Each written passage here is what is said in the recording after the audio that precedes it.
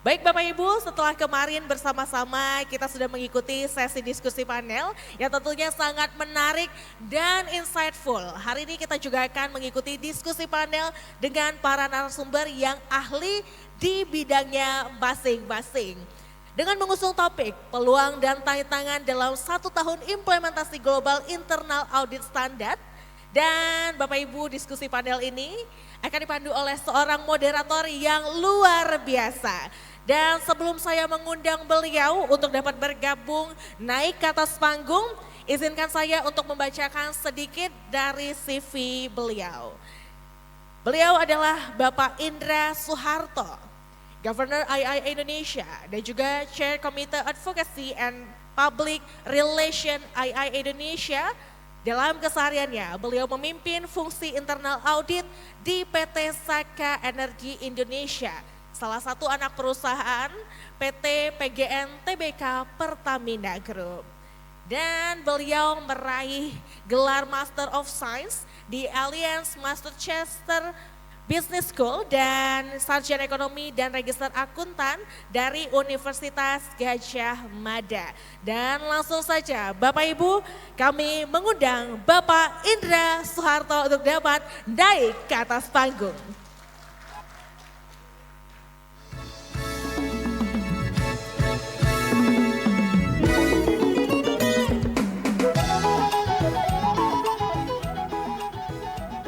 Halo, selamat pagi Bapak Ibu sekalian. Assalamualaikum warahmatullahi wabarakatuh. Salam sejahtera untuk kita semua.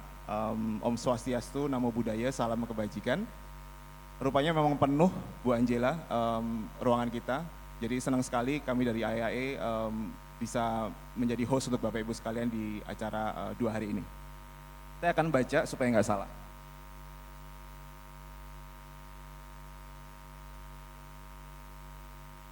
Jadi Bapak Ibu sekalian, di awal tahun 2024, IIA itu mengeluarkan Global Internal Audit Standard. Jadi, atau kita sering nyebutnya GIAS gitu ya. Standar ini sebenarnya memperbarui bentuk dan konten dari IPPF sebelumnya, IPPF 2017. Sejak saat itu, IIA Indonesia sudah mengadakan berbagai diskusi, berbagai workshop, untuk mempersiapkan kita semua tentang bagaimana sih cara mengimplementasikan GIAS di organisasi kita masing-masing. Diskusinya macam-macam, pesertanya banyak karena kita curious, kita mungkin somehow anxious tentang bagaimana sih kita harus melakukan ini gitu ya. Nah, sejak 9 Januari 2025 standarnya udah mulai efektif. Jadi kalau dirilis di spill itu 2024, di 2025 sudah efektif berlaku gitu ya. Nah, di sesi pagi hari ini kita akan coba dengarkan insight dan tentunya sharing dari beberapa narasumber tentang peluang dan tantangan dalam 1 tahun implementasi GIAS di organisasi kita semua gitu ya. Akan ada 3 narasumber yang saya percaya akan cukup mewakili beberapa latar belakang. Ada yang dari standar, dari organisasi profesi, ada dari organisasi sektor publik dan juga tentu dari sektor swasta. Sehingga mudah-mudahan itu bisa meng-capture keingintahuan dari Bapak Ibu sekalian dan tentu nanti juga akan ada sesi diskusi dan tanya jawab. Bapak Ibu silahkan kalau ingin membagikan pengalamannya atau bercerita tentang kesulitannya atau mencari jawaban-jawaban dari tantangan implementasi GIAS. Baik, supaya nggak lama-lama saya akan panggilkan satu persatu narasumber kita pada hari ini.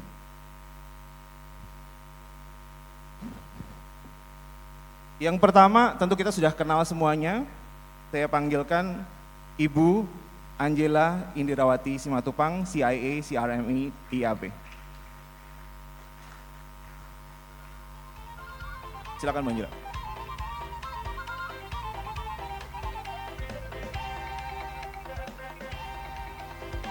Ibu Angela saat ini menjabat sebagai Presiden IAE Indonesia sejak 18 Maret 2021. Beliau juga menjadi salah satu anggota International Internal Audit Standard Board IASB di Global Institute of Internal Auditors sejak 2019. Dalam kesehariannya, Ibu Angela adalah Direktur di Global Board RSM International dan Senior Partner pada RSM Indonesia. Meraih gelar Master of Commerce dalam bidang International Business and Management dari Technology University of Sydney dan Sarjana Ekonomi dari Universitas Trisakti. Kita beri sambutan yang meriah lagi untuk Ibu Angela Simatupang. Pembicara yang kedua, tadi saya sudah sampaikan selain dari standar, kita juga punya pembicara kedua atau narasumber kedua dari sektor publik yang akan disampaikan oleh Bapak Ahmad Gufron, SE, MAK, CERG, CGRCP. Kami persilakan Bapak Ahmad Gufron.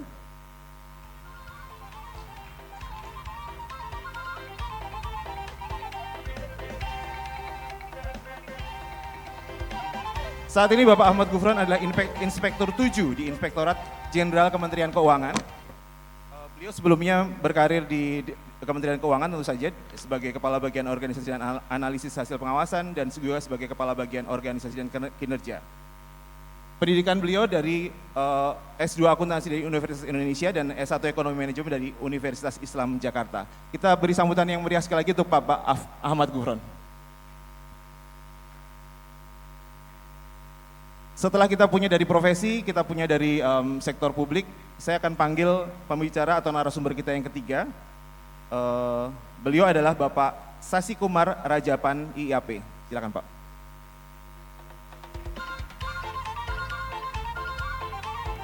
Pak Sasi Kumar saat ini adalah Head Group Corporate Assurance dari PT Minamas Gemilang.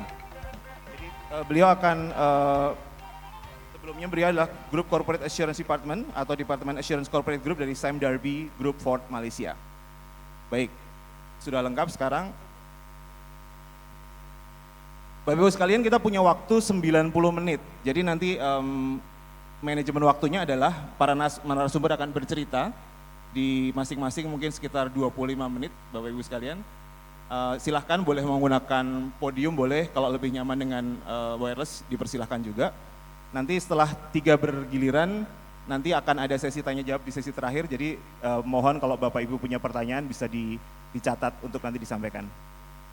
Untuk yang pertama kita berikan waktu untuk Ibu Angela Simatupang. Silakan Bu Angela.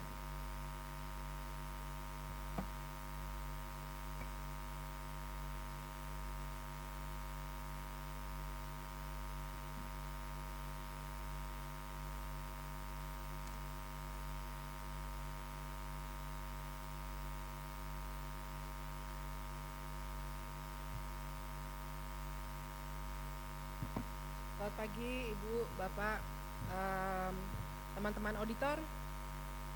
Saya senang sekali bisa ada di sini pagi hari ini untuk bicara mengenai Global Internal Audit Standard atau yang biasa kita sebut GIAS, tadi Mas Indra sudah menyampaikan. Alhamdulillah sejak 2019 saya diberi kepercayaan duduk di International Internal Audit Standard Board. Jadi saya menyaksikan dari dekat bagaimana standar ini dirumuskan.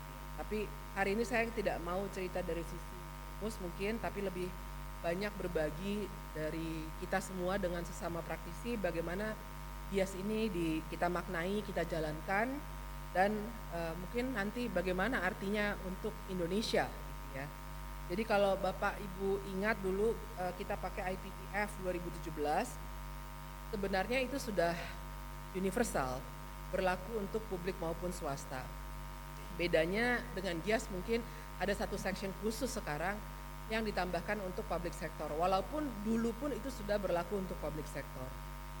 Kemudian GIAS itu juga dibuat lebih sederhana, lebih jelas, dan juga principle based, terdiri dari 15 prinsip, 52 standar, dan terbagi dalam 5 domain. Semuanya terkumpul dalam satu dokumen yang ringkas.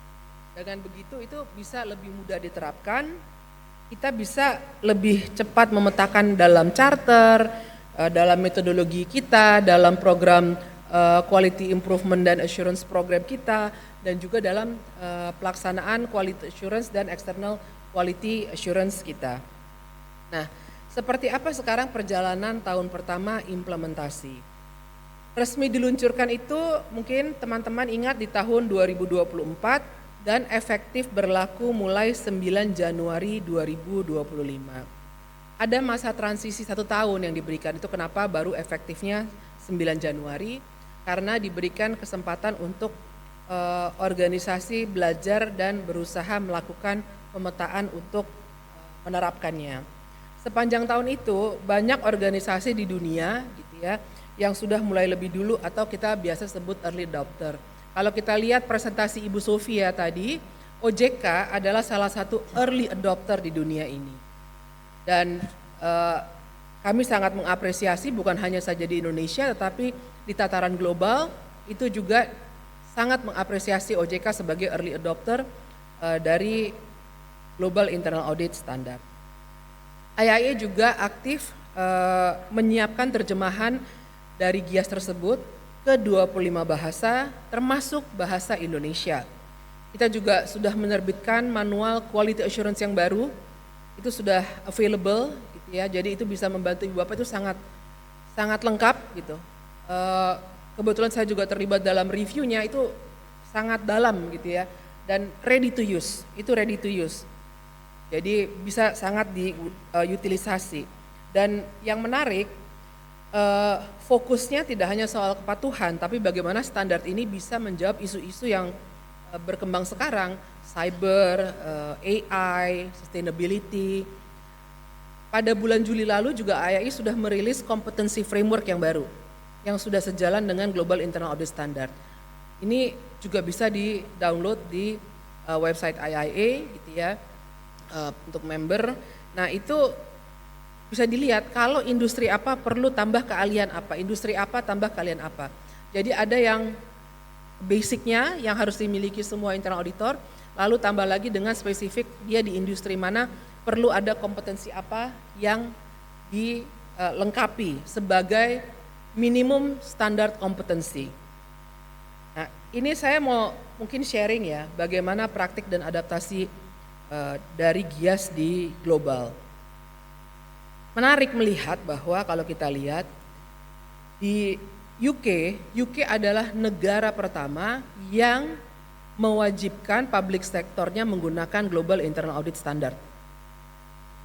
Jadi pemerintah di Inggris gitu ya, dia merilis bahwa mulai 1 April 2025 sektor publik di Inggris wajib menggunakan GIAS plus application note.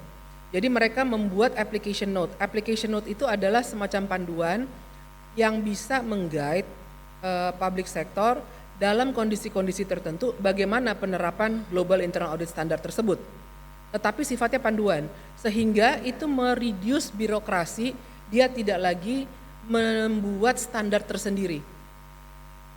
Pada saat nanti ada perubahan standar yang baru, dia cukup melihat apakah application note-nya masih relevan atau tidak. Itu jadi sangat mereduce birokrasi untuk bisa internal audit public sector di UK lebih agile. Jadi kalau kutipan resminya ya, the practice of internal audit is guided by global professional standards. New global standards, the Global Internal Audit Standards, will be introduced as of the 1st of April 2025 for the UK public sector. They will be accompanied by an application note to assist bodies in their use, and the use of GIAS replace the Public Sector Internal Audit Standard atau PSIAS. Jadi mereka bold move sekali gitu ya, mengambil inisiatif untuk bisa lebih agile. Jadi Inggris itu memberi contoh bahwa standar global ini juga bisa diperkaya dengan panduan lokal tadi namanya application note. Nah ini kalau suatu saat di Indonesia ada panduan serupa, saya yakin itu sangat membantu auditor publik kita gitu ya. Kemudian dari sektor korporasi, tadi kita bicara dari sektor public sector gitu ya. Dari sektor korporasi, ini masih di UK juga. Ini Inggris memang menarik ya, dia memang serius. UK Corporate Governance Code mereka ini wajib untuk perusahaan publik dengan prinsip comply or explain. Isinya jelas, internal audit plan should be risk-based bla bla bla and its work should follow international standards. Nah, ada juga Internal Audit Code of Practice dari Chartered IIA, di situ adalah ditulis the code aligns with IPPF and the new Global Internal Audit Standard. Nah, ini juga menunjukkan bahwa semua emiten wajib mengikuti standar internasional untuk internal audit. Karena memang kita semua sekarang diukur dengan menggunakan standar internasional gitu ya. Bagaimana dengan negara tetangga kita Singapura? Ini yang paling dekat dengan kita ya. Dari Singapura, regulator yaitu MAS, Monetary Authority of Singapore, yang tadi juga disampaikan oleh Ibu Sofia, salah satu regulator yang memiliki beberapa fungsi yang sama dengan OJK di Singapura, mengeluarkan Guidebook for Audit Committee, di mana di situ ada pernyataan bahwa Internal Audit Department will meet or exceed the standard for the professional practice of internal auditing of the Institute of Internal Auditors. Nah, karena GIAS ini adalah bagian dari IPPF, otomatis semua listed companies dan lembaga keuangan di Singapura harus confirm dengan GIAS. Jadi memang ada hal-hal yang dilakukan untuk mempush gitu ya kemajuan internal audit dan profesi internal audit di beberapa negara gitu. Jadi kalau kita rangkum tadi, UK itu sektor publik tuh GIAS dan application note itu wajib, untuk korporasi governance code-nya itu wajib, di mana di dalamnya disebutkan bahwa harus menggunakan international standards untuk internal audit.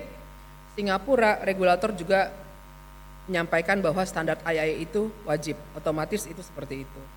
Dan perkembangan di Eropa kita lihat tadi sudah sejalan dengan GIAS untuk mempertimbangkan, kita lihat hasil risk in focus, AI, cyber, ESG itu semua sejalan dengan arah GIAS untuk mempertimbangkan emerging risk dalam audit plan kita semua.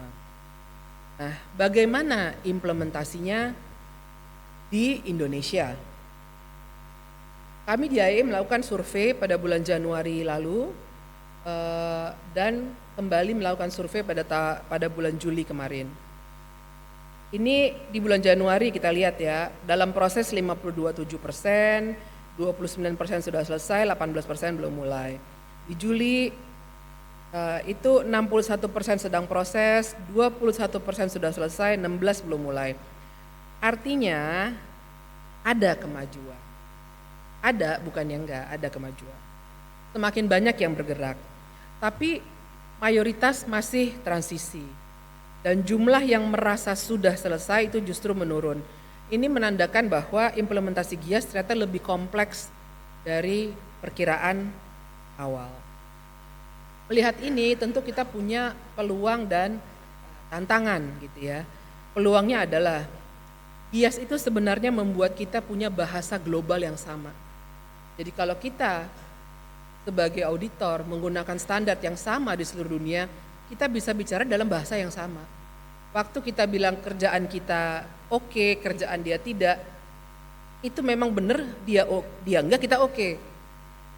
Bukan sebaliknya gitu ya, karena kita menggunakan standar kita sendiri. Kemudian principle based, jadi lebih mudah dipetakan ke kebijakan internal. Peluang lainnya adalah mendorong audit internal untuk memberikan insight dan foresight, bukan hanya laporan kepatuhan. Kita udah move beyond that gitu ya. Ada juga kesempatan kalau kita belajar dari Inggris, itu bisa diperkaya dengan panduan lokal seperti application note, sangat membantu saya rasa. Dan QA manual baru yang dirilis baru-baru ini juga bisa membantu meningkatkan QAP dan EQA, karena memang sangat detail. Bisa langsung digunakan oleh ibu bapak di organisasinya masing-masing. Tantangannya tentu ada. Kita jujur bahwa awareness pimpinan belum merata. Ada yang sangat aware, ada yang setengah aware, ada yang sama sekali tidak aware. Ada yang tidak aware karena ya memang tidak aware, ada yang tidak peduli. Jadi ini merupakan challenge terbesar saya rasa ya untuk profesi internal audit gitu. Lalu agenda organisasi kadang-kadang ya skala prioritas. Itu juga merupakan salah satu challenge untuk kita semua. Ada lagi adalah kapabilitas. Gap dari kapabilitas itu ada. masih belum merata kapabilitas gitu ya. Terutama di area yang mungkin basic seperti risk based internal audit, jangan-jangan juga belum merata kalau kita bicara Indonesia Raya gitu ya. Kalau kita bicara Indonesia Raya. Nah, itu juga perlu ditingkatkan. Data analytics, ESG, itu penting juga untuk kita sebagai auditor. Kemudian hasil survei kita di Juli 2025 kemarin juga menunjukkan bahwa mayoritas menunda melakukan external quality assurance. Mayoritas mendorong ke 2026. Nah, ini ada risiko momentum hilang. Tadi Ibu Sofia di presentasinya juga menyampaikan bukan hanya sebagai early adopter tapi juga melakukan UKA ya yang rutin. Mereka juga lakukan tahun ini berdasarkan standar GIAS. Jadi memang saya rasa itu cukup menarik gitu. Nah, tentu kita nggak tinggal diam saja gitu ya. Harus kita bergerak saya rasa. Untuk mempercepat bisa ada 5 langkah sederhana yang bisa kita lakukan. Pertama, tetapkan target dan siapa PIC yang bertanggung jawab. Target konformasi kita seperti apa gitu ya. Harus ada timeline dan orang yang jelas bertanggung jawab. Kalau nggak ada yang tanggung jawab ya nggak ada yang tanggung jawab gitu, nggak ada yang bisa ditunjuk siapa kepalanya yang tanggung jawab. Lalu target kita jangan terlalu ngawang-ngawang gitu ya, kita bertahap gitu, baby step. Nggak ada yang salah dengan naik sedikit-sedikit, sepanjang kita rencana memang terus naik meningkatkan diri. Kemudian melakukan readiness dan gap assessment, supaya kita tahu posisi kita sekarang dan mana yang harus diprioritaskan. Melakukan readiness dan gap assessment itu tadi saya bilang itu IQE manual tersedia gitu ya, bisa lakukan sendiri, nggak perlu mungkin ada biaya lain kalau kita hire eksternal, lakukan aja sendiri self assessment. Karena tadi saya bilang manual itu udah sangat komplit gitu. Tetapi pada saat melakukan self assessment, jujurlah pada diri sendiri. Jangan ngebohongin diri sendiri, nggak ada gunanya. Karena tujuan kita kan mau improve gitu ya. Ketiga adalah quick wins dan merefresh metodologi kita gitu ya. Mungkin mulai dari hal-hal yang cepat, charter, QAP, model reporting, risk based internal audit, dan mencari cara bagaimana melibatkan pimpinan kita. Karena tadi itu adalah challenge yang luar biasa besar. Mereka tidak merata lah awareness-nya gitu ya, tidak merata. Jadi perlu dialog khusus supaya dukungan bisa datang dari level tertinggi. Kalau tidak dapat dukungan memang sulit. Tapi kan kita internal audit gak cuma ngerjain audit doang ya. Semakin ke atas ini ibu bapak di sini kan levelnya udah bukan yang main-main gitu.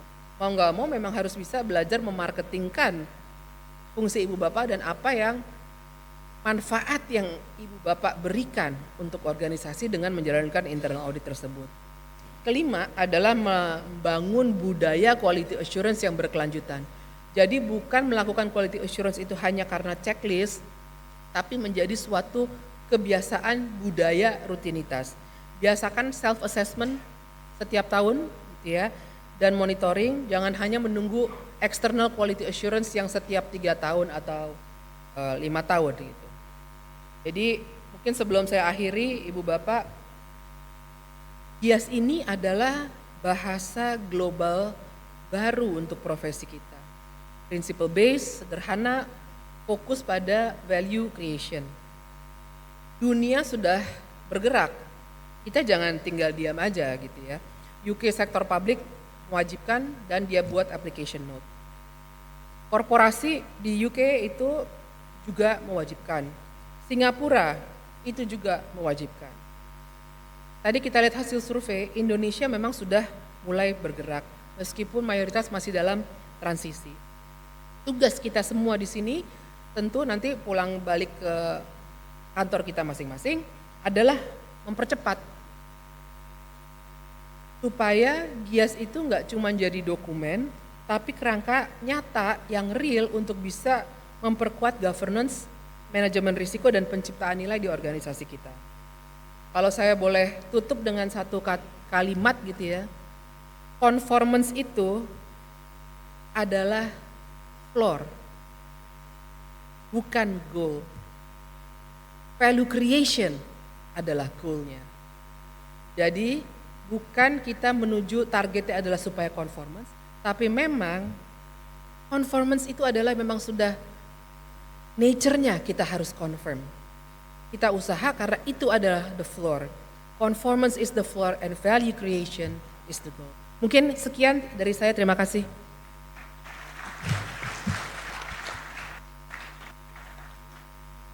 Terima kasih banyak Ibu Angela Simatupang yang sudah memberikan paparannya. Tidak banyak yang bisa saya simpulkan karena tadi sudah sangat clear dan concise menurut saya. Ibu Angela sudah menyampaikan praktek-praktek bagaimana GIAS dipercaya dan dilakukan di negara-negara lain. Itu bisa menjadi benchmark yang menarik. Yang kedua, tadi juga Ibu Angela sudah menyampaikan strategi akselerasinya, mulai dari mungkin sederhana, target konfirmasi, tapi juga PIC ya Bu Angela ya, supaya jelas siapa yang harus dimintain tanggung jawab gitu kalau belum, sampai ujungnya soal QA berkelanjutan. Mohon dapat diendapkan apa yang barusan dijelaskan oleh Ibu Angela, jadi kalau ada pertanyaan mungkin bisa mulai dicatat oleh Bapak Ibu sekalian. Sementara Ibu Bapak mencatat, kita akan lanjutkan dulu ke paparan yang kedua, akan disampaikan oleh Bapak Ahmad Gufron. Dipersilakan Bapak. Karena Bu Angela di podium, jadi biar bervariasi, saya tidak di podium, Bapak Ibu, izin ya. Assalamualaikum warahmatullahi wabarakatuh. Selamat pagi, salam sehat, salam sejahtera untuk kita semua. Yang saya hormati tentu para pembicara, moderator, juga para peserta National Conference IAIA Indonesia. Bapak Ibu sekalian, kalau saya ditanya model kerja internal audit ke depan itu seperti apa ya? Maka kalau saya akan jawab dengan tegas, oh nanti kita kerja itu cukup dengan ini. Semua ada di sini. Itu artinya kita harus punya super apps internal auditor. Ya, karena semua bisnis itu sekarang sudah bisa di sini. Kita bisa kerja dimanapun.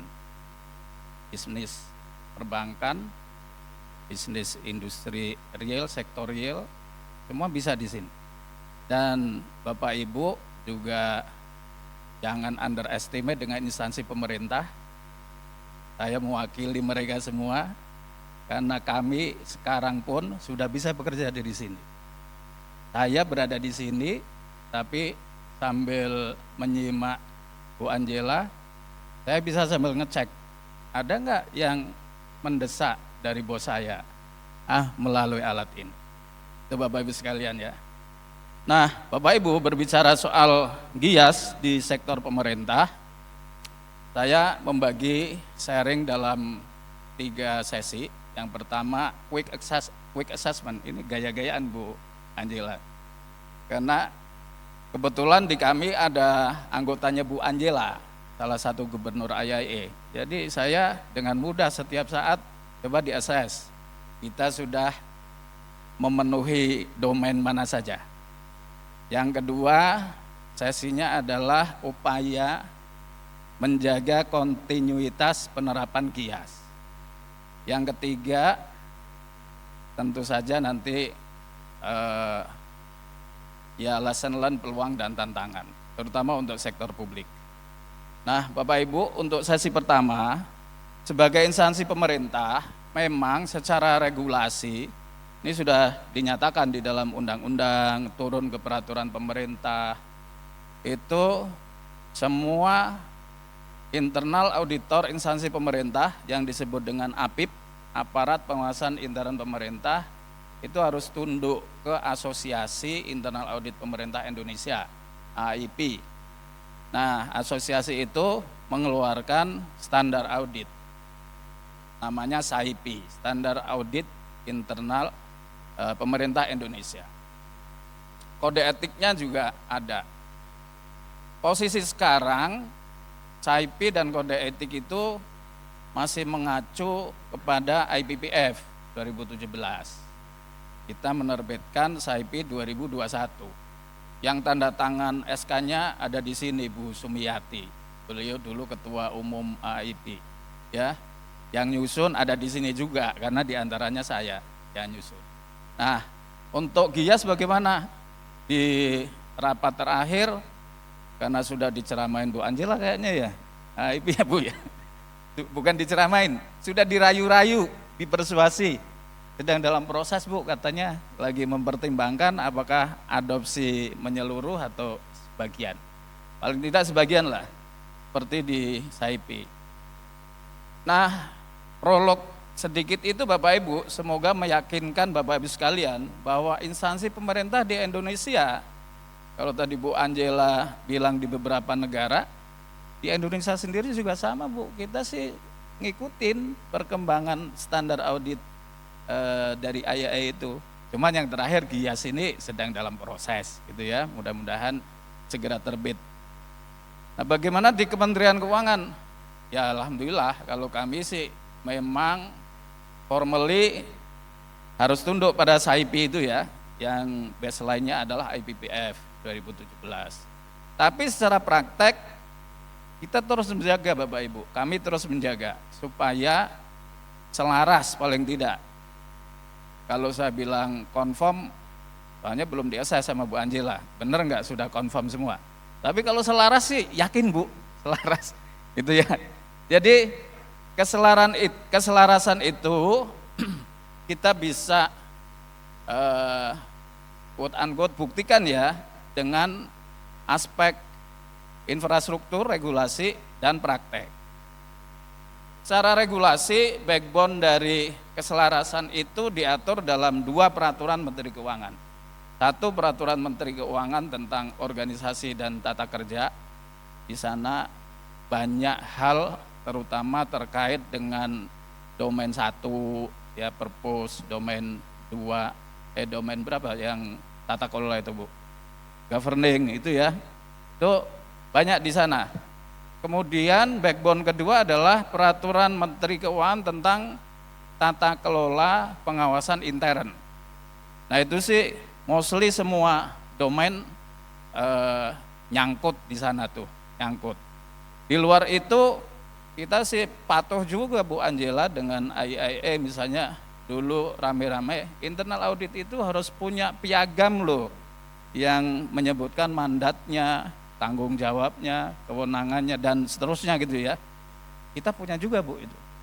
Ditandatangani langsung oleh Menteri Keuangan sama Irjen. Nah, terus turunan dari itu ya macam-macam ya, ada yang dalam keputusan Menteri Keuangan, ada yang keputusan Inspektur Jenderal, itu semua kita siapkan. Itu dari kerangka regulasi, infrastrukturnya. Dari kerangka praktek, ya kita jalankan juga Bapak Ibu. Misalnya domain pertama purpose, kita nyatakan di dalam peraturan Menteri tentang organisasi dan tata kerja, di dalam peraturan Menteri tentang tata kelola pengawasan intern, juga di dalam rencana strategis kita, strategic planning kami, kemudian turun ke audit planning, annual audit plan, itu kita nyatakan di sana apa visi misi kami, apa tujuan kami. Nah, saya minta EIM pastikan Bu Angela dicek benar loh, udah benar belum? Udah Pak katanya. Jadi agak lega juga Bu Angela, udah katanya gitu. Nah itu yang jadi pegangan kami Bapak Ibu sekalian, kalau mendidik para auditor, mengedukasi para auditor dan juga klien pengawasan kami. Dari 2016 Bu Angela dan Bapak Ibu sekalian ya, kami aja sudah mencoba menurunkan derajat kengerian internal audit IJEN di mata auditi, di mata unit-unit eselon yang kami audit, dengan membiasakan istilah. Kita sebut mereka bukan auditi lagi, tapi klien pengawasan. Itu Bu. Jadi waktu itu saya di-challenge, kenapa pakai istilah ini? Wah saya ngikutin itu Abah Richard Chambers. Ya, kata Abah Richard kan itu, daripada nyebut auditi yang terkesan mengerikan, menyebut klien itu lebih humanis. Tuh, nah itu kami terapkan juga itu Bu, masuk di regulasi di peraturan menteri. Ya, kemudian domain berikutnya, domain kedua, apa ya Bu Angela domain kedua ya? Ethic and professionalism. Nah, kalau itu sih udah pasti. Secara keseluruhan Kementerian Keuangan juga ada nilai-nilai Kementerian Keuangan, dimulai dari integrity, professionalism, sinergi, kemudian excellent services, ya, sama kesempurnaan excellence, ya. Nah, di kode etik kami ya pasti ngikuti kode etik yang ada dari IIA. Prakteknya nggak sembarangan Bu Angela. Di kami kepatuhan internal itu tidak bersifat pasif kalau ada pengaduan pelanggaran etik, tapi proaktif. Ada berbagai kegiatan, misalnya kepatuhan internal Ijen itu untuk menjaga etika dan profesionalisme auditor, itu secara sampling mengecek. Jadi kalau auditor pulang audit itu beberapa waktu kemudian dicek tuh oleh compliance officer kami, didatangi atau minimal dikasih link survei gimana perilaku mereka selama melakukan audit, dan itu menjadi feedback betul-betul. Kalau ada yang sampai memberikan statement dari klien pengawasan, si ini minta ini, wah udah panjang urusannya itu. Bukan hanya unit kepatuhan, tapi bisa sampai unit investigasi itu turun. Itu ikhtiar untuk menjaga ethics and professionalism. Infrastrukturnya lengkap, dari mulai peraturan menteri sampai dengan keputusan Irjen ada semua. Keputusan Irjen itu maksudnya pedoman-pedoman cara jalanin dan cara mantaunya tadi. Kok kayaknya ketat banget, ya kan kita pengen memang menjaga supaya etik sama profesionalisme itu terwujud.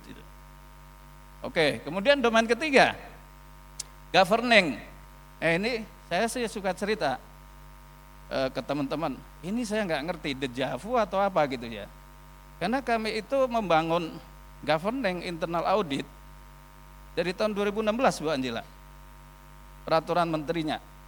Di sana kita atur tuh pola hubungan, kemudian tanggung jawab, wewenang, terus sampai ya termasuk di dalamnya si managing sama performing itu kita masukkan juga di peraturan menteri itu. Jadi begitu ada GIAS membuat 5 domain, kemudian domain ketiga governing, saya agak termangu juga tuh. Oh sekarang masuk ya. Padahal dulu saya nyari-nyari referensi susahnya minta ampun gitu. Tapi alhamdulillah sekarang ada cantolannya secara global. Tapi ya itu mohon maaf, mohon izin kalau dilihat, loh benar itu PMK-nya 2021 memang sudah seperti yang di GIAS itu. Saya minta asesmen dari IIM katanya betul sudah gitu. Jadi ya mau apa lagi gitu kan. Bahkan bukan 2021, ini adendum perubahan pertama yang sebelumnya itu yang dasarnya adalah 2016. Kemudian di situ juga termasuk pola hubungan Irjen dengan menteri, dengan komite audit. Nah, kita juga punya komite audit Bu Angela. Sekarang ketuanya Bu Sumiati. Kita sudah bentuk komite audit itu dari tahun 2016. Alhamdulillah jalan terus sampai sekarang. Jadi sekarang kayak saya itu bukan hanya Irjen Bu Angela yang ngawasin, tapi juga Bu Sum dan anggotanya gitu. Saya bisa dipanggil beliau kapan saja untuk minta progresnya gimana, terus di challenge oleh beliau itu jalan juga di kami. Oke, kemudian domain ketiga managing, performing sekalian. Nah, itu sih rasanya kita internal audit sudah lebih settle ya.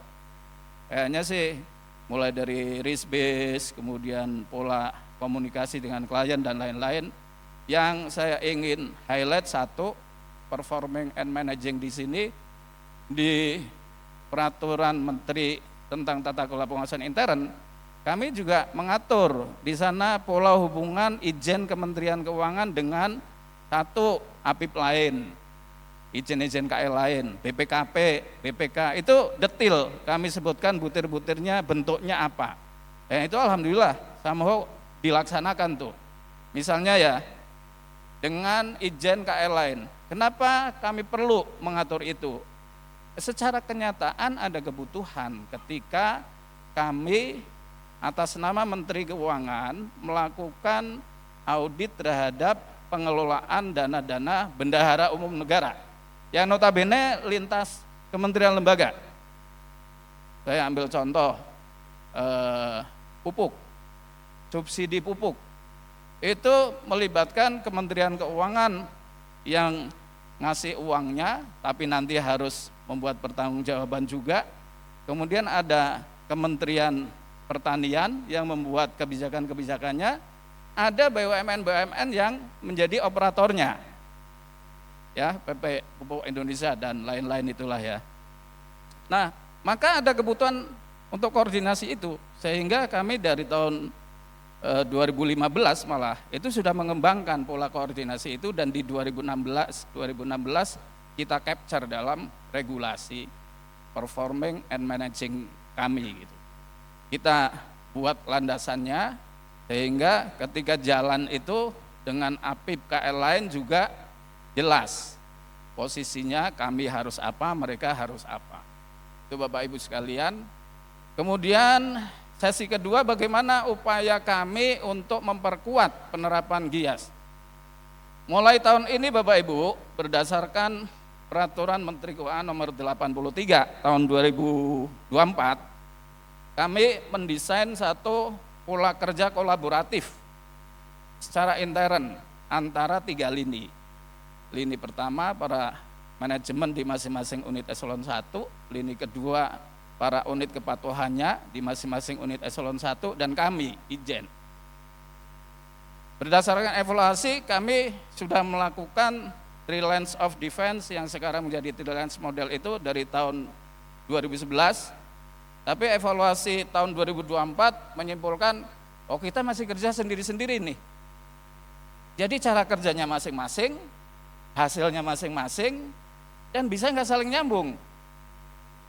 Contoh yang paling lucu nggak nyambungnya adalah kalau di akhir tahun pimpinan eselon 1 Dirjen misalnya membuat asersi bahwa berdasarkan pemantauan unit kepatuhan internal atas Probis X, ya bla bla bla bla, maka kami menyimpulkan proses bisnis tersebut efektif. Nah, gitu kan, itu hasil KI. Cuman di tahun itu pula ketika kami Inspektorat Jenderal melakukan audit atas Probis itu, banyak ditemukan bolong-bolong Bapak Ibu. Ya, dan kadang-kadang nilainya material yang sampai kemudian kalau secara simpulan internal kontrol nggak bisa itu efektif disebut efektif itu nggak bisa, minimal efektif dengan pengecualian gitu kan. Karena ada material deficiencies. Nah itu ketidaknyambungan begitu membuat kami tersadar, oh nggak bisa kerja masing-masing. Yang kedua, oh ada juga dengan lini pertama. Lini pertama memetakan risiko.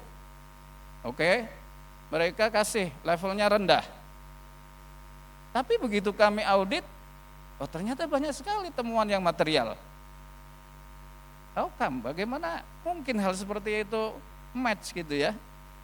Jadi kita masih merasa nggak sama nih mengasas risiko, memandang sesuatu itu risiko atau bukan, bagaimana levelnya. Maka dari lesson learn itu kami mendesain satu framework, kami sebut sistem pengendalian intern terintegrasi. Tapi saya bilang ke teman-teman, ini sih namanya memang seperti kecil sistem pengendalian intern. Tapi harus disadari, sistem pengendalian intern pemerintah yang lahir dari undang-undang perbendaharaan, sebetulnya kalau dalam bahasa kerennya itu GRC, Bapak Ibu. Sehingga walaupun secara nama itu sistem pengendalian intern terintegrasi, tapi sebetulnya secara konten adalah integrated GRC. Nah itu kami desain frameworknya Bapak Ibu, boleh Slide berikutnya. Next slide. Nah, intinya Bapak Ibu, ya, nah ini dia. Intinya Bapak Ibu, kami mengajak semua lini pertama, kedua, dan ketiga, itu sadar bahwa kita itu dalam integrated JRC menghadapi hal yang sama. Bagaimana organisasi kita ini, Kementerian Keuangan, mencapai tujuannya, ya, dengan mengelola risiko yang sebaik-baiknya gitu kan, sampai pada titik amannya bagaimana gitu. Jadi akhirnya kami konklusikan bahwa semua harus kita ajak melihat tujuan Kementerian Keuangan. Jadi sampai unit terbawah, misalnya di kecamatan-kecamatan ada kantor Kementerian Keuangan, mereka kita edukasi, kami edukasi bahwa Bapak Ibu walaupun di pelosok sana di kecamatan harus punya mindset Bapak Ibu itu mendukung pencapaian tujuan Kementerian Keuangan. Nah itu upaya itu sedang kami lakukan Bapak Ibu. Ya, yang kedua, kami mengajak semua lini itu membangun kesadaran bahwa dalam rangka mencapai tujuan itu kita menghadapi risiko. Nah, cara kita memandang risiko itu harus sama supaya tidak terjadi anomali tadi. Menurut UKI Compliance Unit sudah efektif, tapi begitu diuji ijen banyak temuan yang material. Itu kita samakan Bapak Ibu sekalian.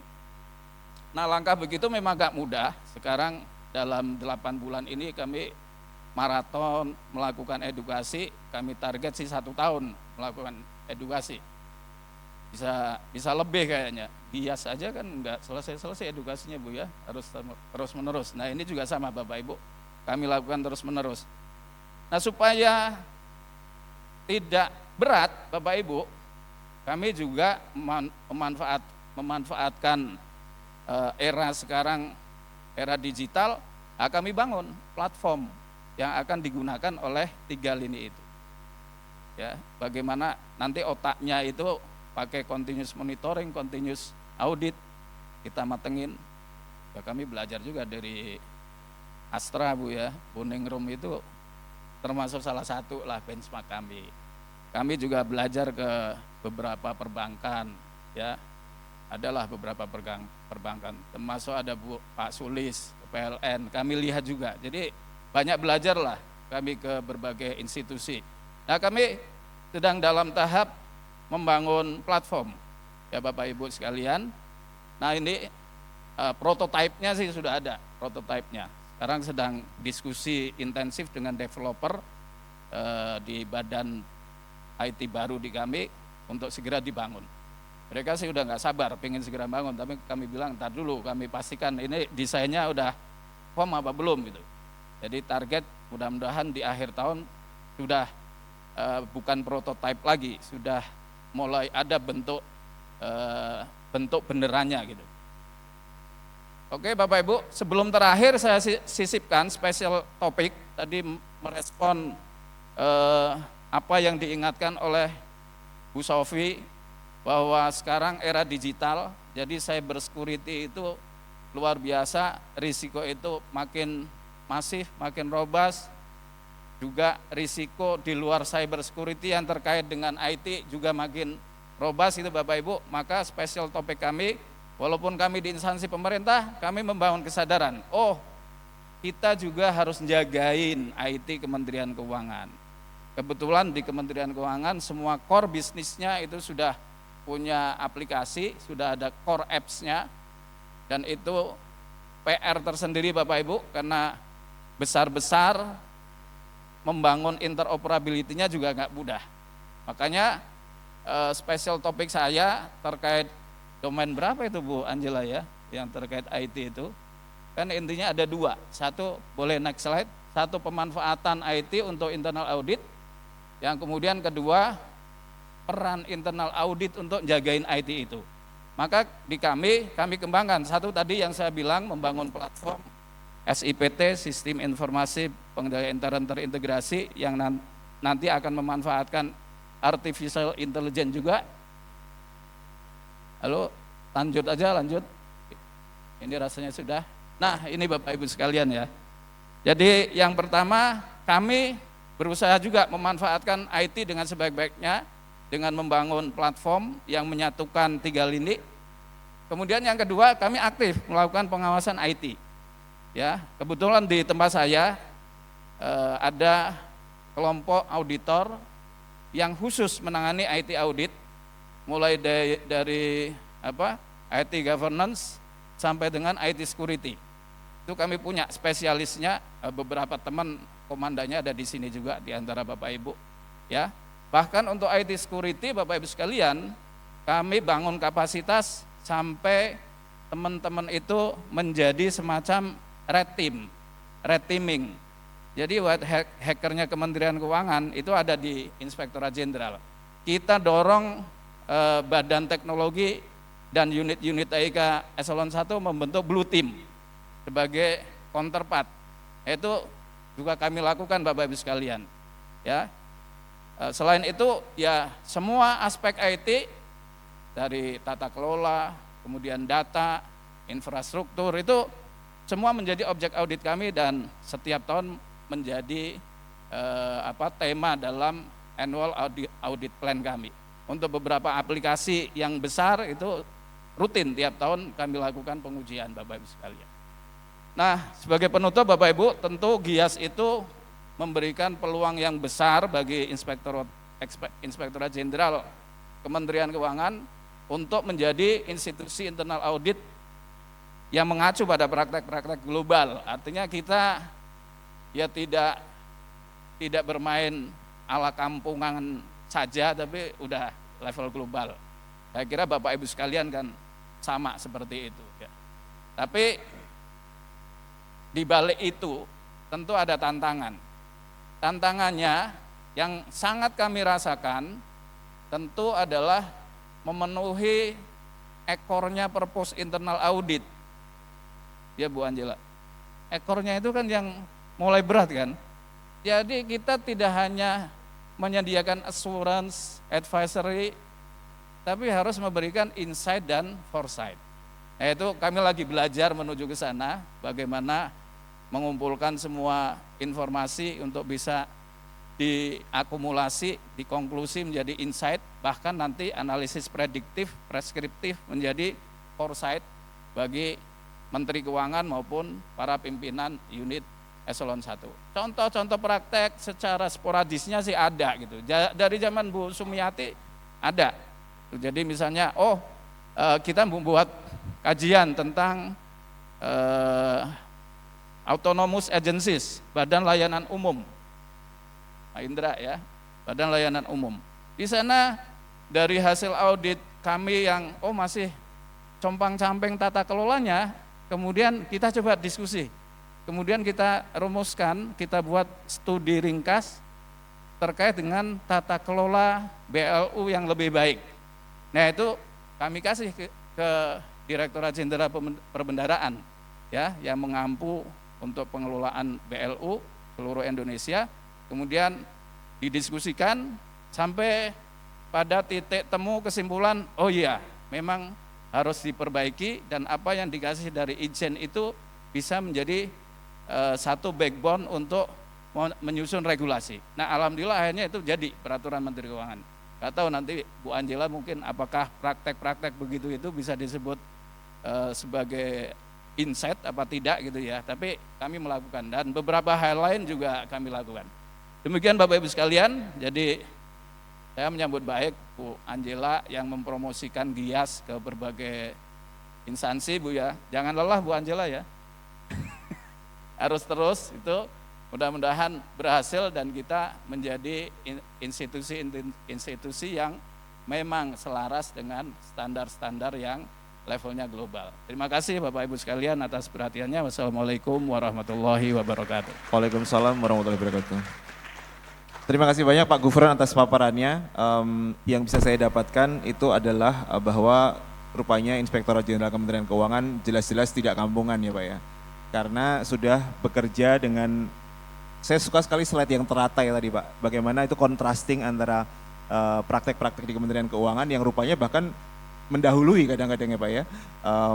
Apa yang dilakukan di sana sudah sangat, mungkin belum konform karena masih dalam proses, tapi sudah selaras. Oh gitu ya. Baik, terima kasih sekali lagi Pak Gufron. Kita tanpa berlama-lama kita akan lanjut ke narasumber ketiga. Kalau tadi sudah ada Bu Angela, Pak Gufron, sekarang kita akan coba dengarkan dari sektor yang swasta, kurang lebih begitu. Pak Sasi Kumar, waktu dan tempat dipersilakan. Terima kasih Pak Indra. Jadi saya mulakan dengan pantun ya. Ke Danau Toba lewat Brastagi, pemandangan indah buat hati tenang. Setahun implementasi GIAS terbukti, tantangan terjawab, tercipta peluang. Selamat pagi, saya ucapkan ke Ibu Angela, Pak Gufron, Pak Indra, dan semua keluarga besar kita di sini dari IIA ya. Jadi saya terus ke slide ya.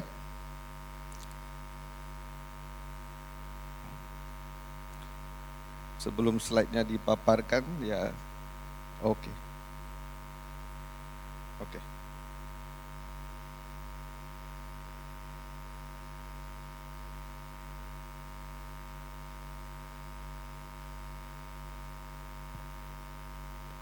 Masih tak bisa ya? Oh, sedang diproses. Jadi sementara diproses ya, mungkin saya mulakan dulu.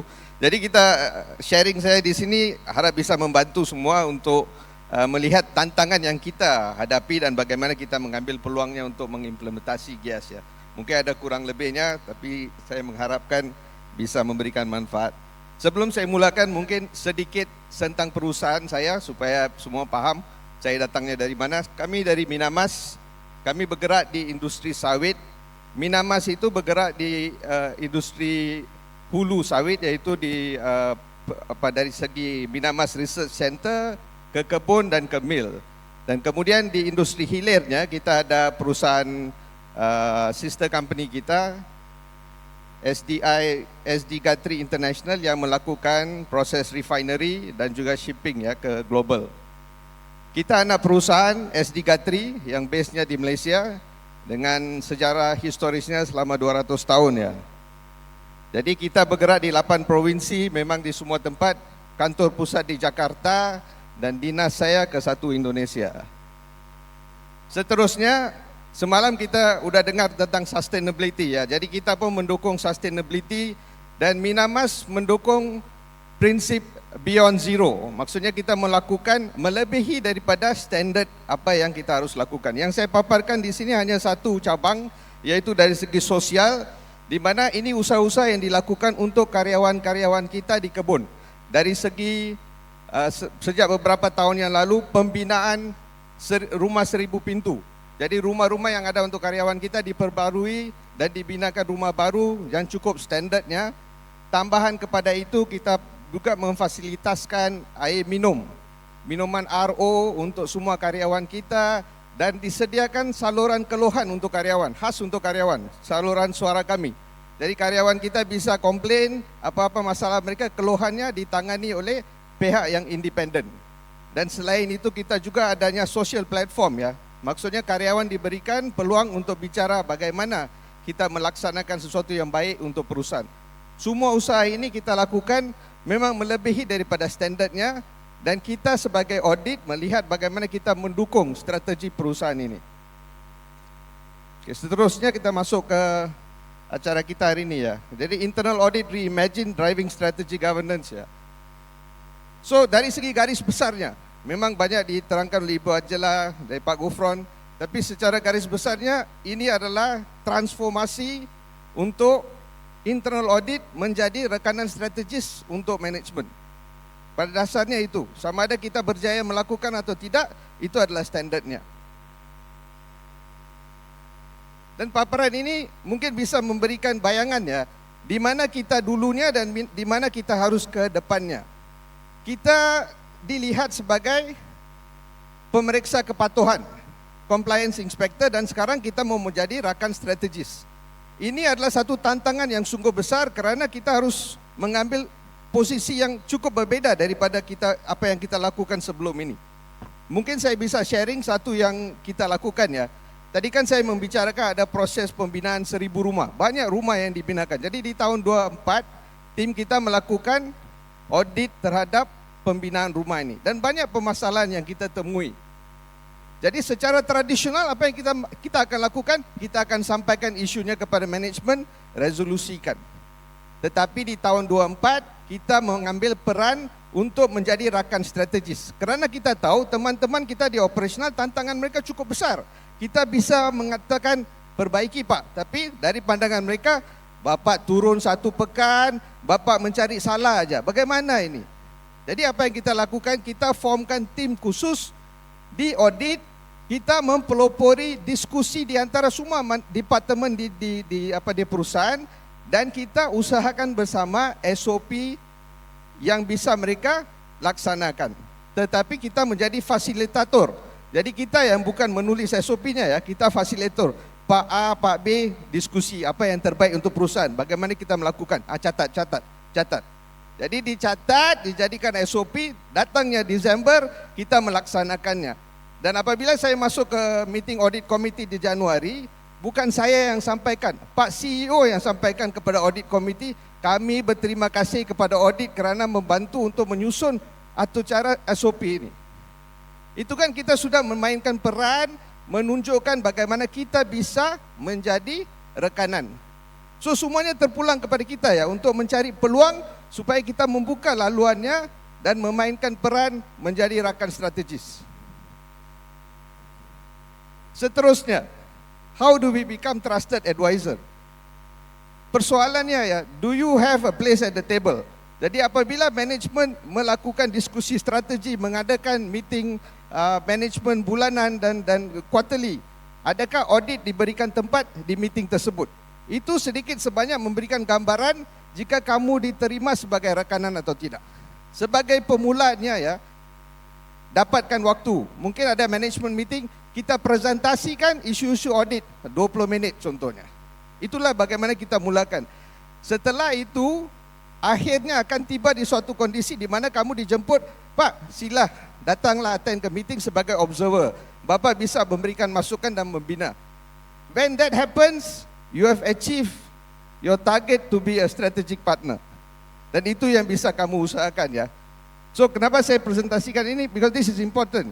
Secara dasarnya transformasi atau implementasi GIAS ini tidak bisa dilakukan kalau kita tidak menerima dukungan dari senior management di perusahaan kamu.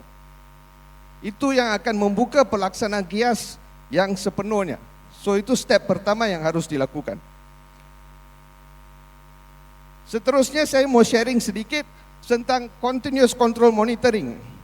Ini kami melihat ini sebagai tool yang cukup membantu ya. Apabila kita melakukan audit, kita akan menemui sesuatu isu. Dan isu itu kita akan solusikan melalui satu audit. Tetapi ada beberapa isu yang kerap berlaku. It's a repeated issues.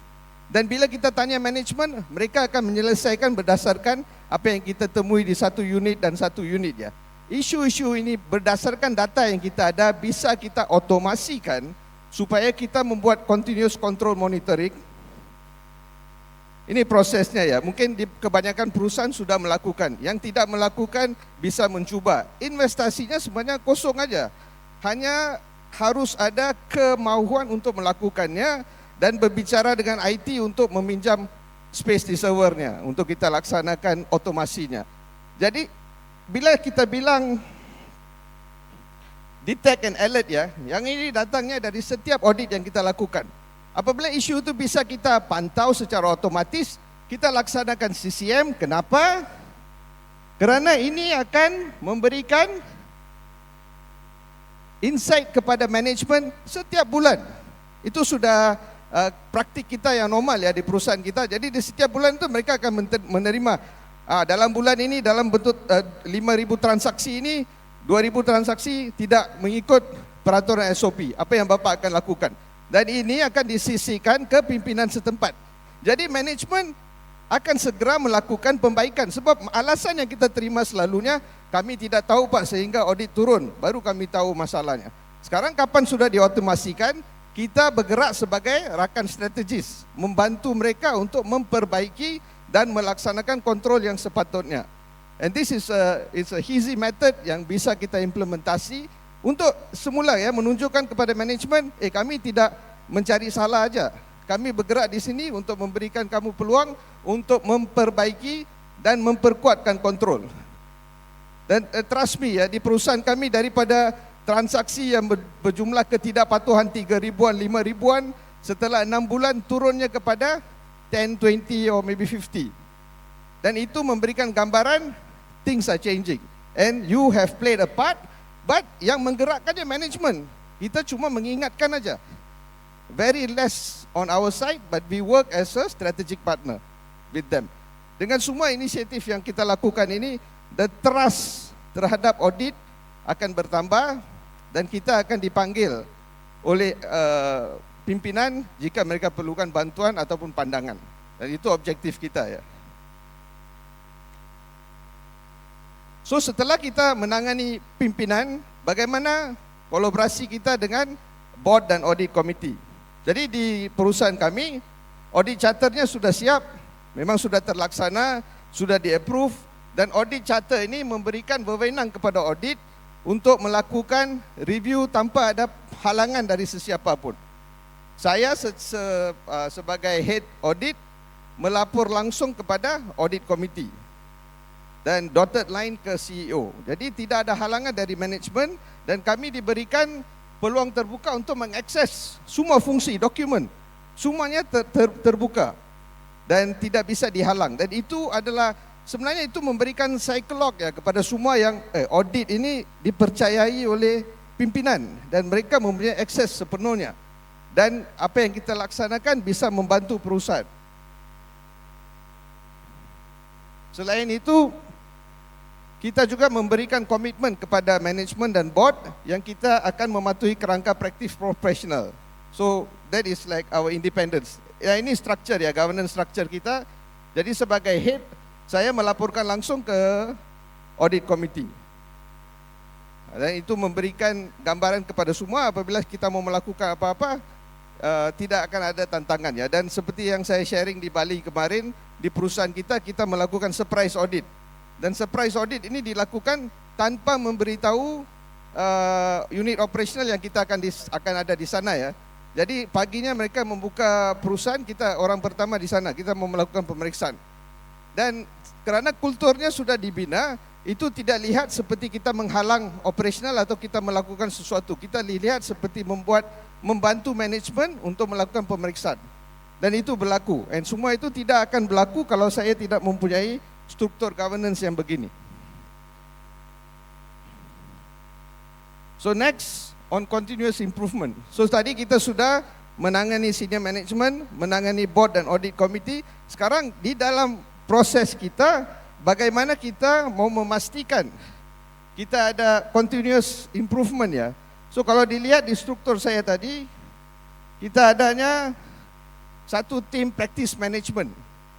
Ini penting ya. Harus kita mencari opsi untuk mengalokasikan tanggungjawab dan untuk resources untuk menangani practice management.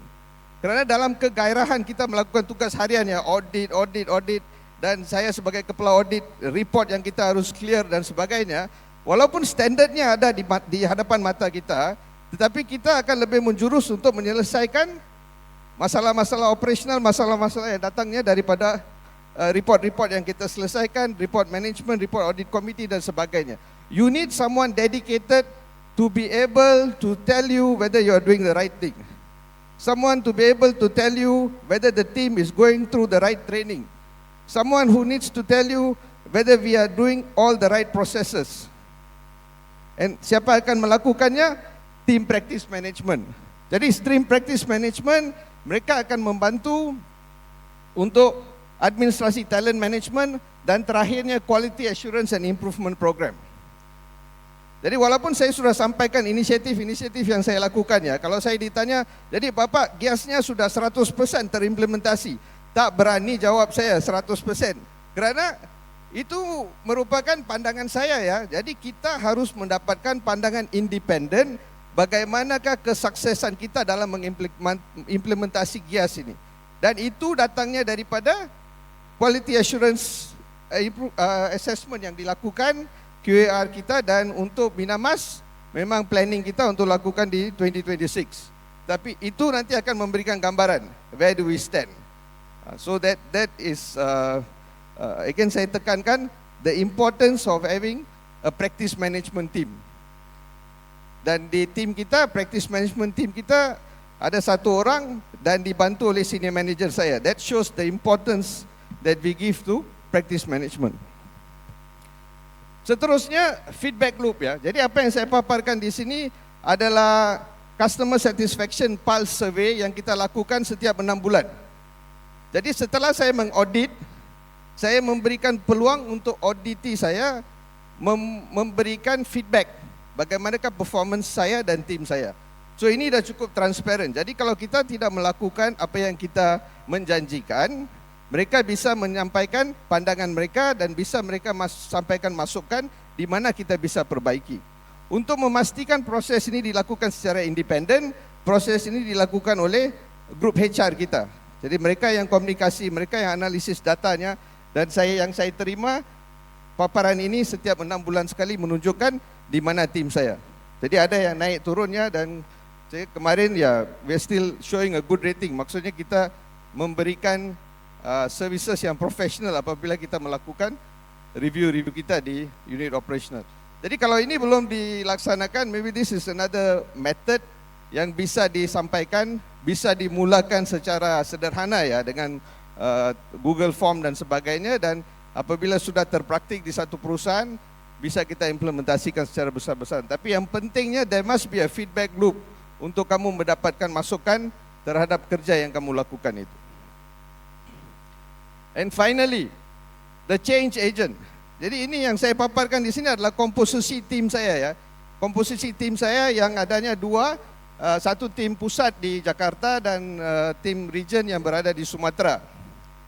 Dan apabila saya bilang this is the change agent, salah satu yang kurang dipraktikkan di department internal audit ialah flow of young talent, flow of new talent, and the outflow of established experience personnel di dalam department kamu. Jadi jika dilihat di paparan work experience kita, you can see that it's equally distributed. You have people below 5 years, you have people below 5 to 10 years, and you have people below above 10 years. Jadi persoalannya, di mana pak senior kita ya yang ada 15-25 tahun? Ya, kita mutasikan mereka ke operation. Why we do that? Because you give them an opportunity to grow career-wise. Kalau mereka stay di internal audit aja, selepas 10-15 years, it becomes static. They can't move and they are not driven to implement new processes. Jadi datangnya GIAS dan sebagainya, mereka mungkin akan menjadi halangan. Sebab sudah terbiasa dengan cara pelakuan yang selalu dilakukan. Dan dengan kita memutasikan ke operation, ia juga membantu peningkatan pemahaman kontrol di perusahaan. Dan apabila kita melakukan audit, sekarang saya melakukan audit, orang procurement, mantan audit. Orang di region, mantan audit. Semuanya mantan audit kan? Bila mantan audit yang datang, kamu tidak melakukan kerja betul, bagaimana itu? Kamu kan dulu auditor, bilang harus dilakukan begini-begini. Jadi harus kamu lakukan dengan betul. If not 100%, at least 90% is lebih proper kontrol di perusahaan itu. Dan anak muda yang kita masukkan daripada training center perusahaan, habis training 6 bulan, mereka masuk dengan tim saya dan senior-seniornya akan develop mereka. And with this infusion of young talent, infusion of young blood, a lot of changes, a lot of new ideas can be implemented. Dan salah satu lagi adalah diversity ya.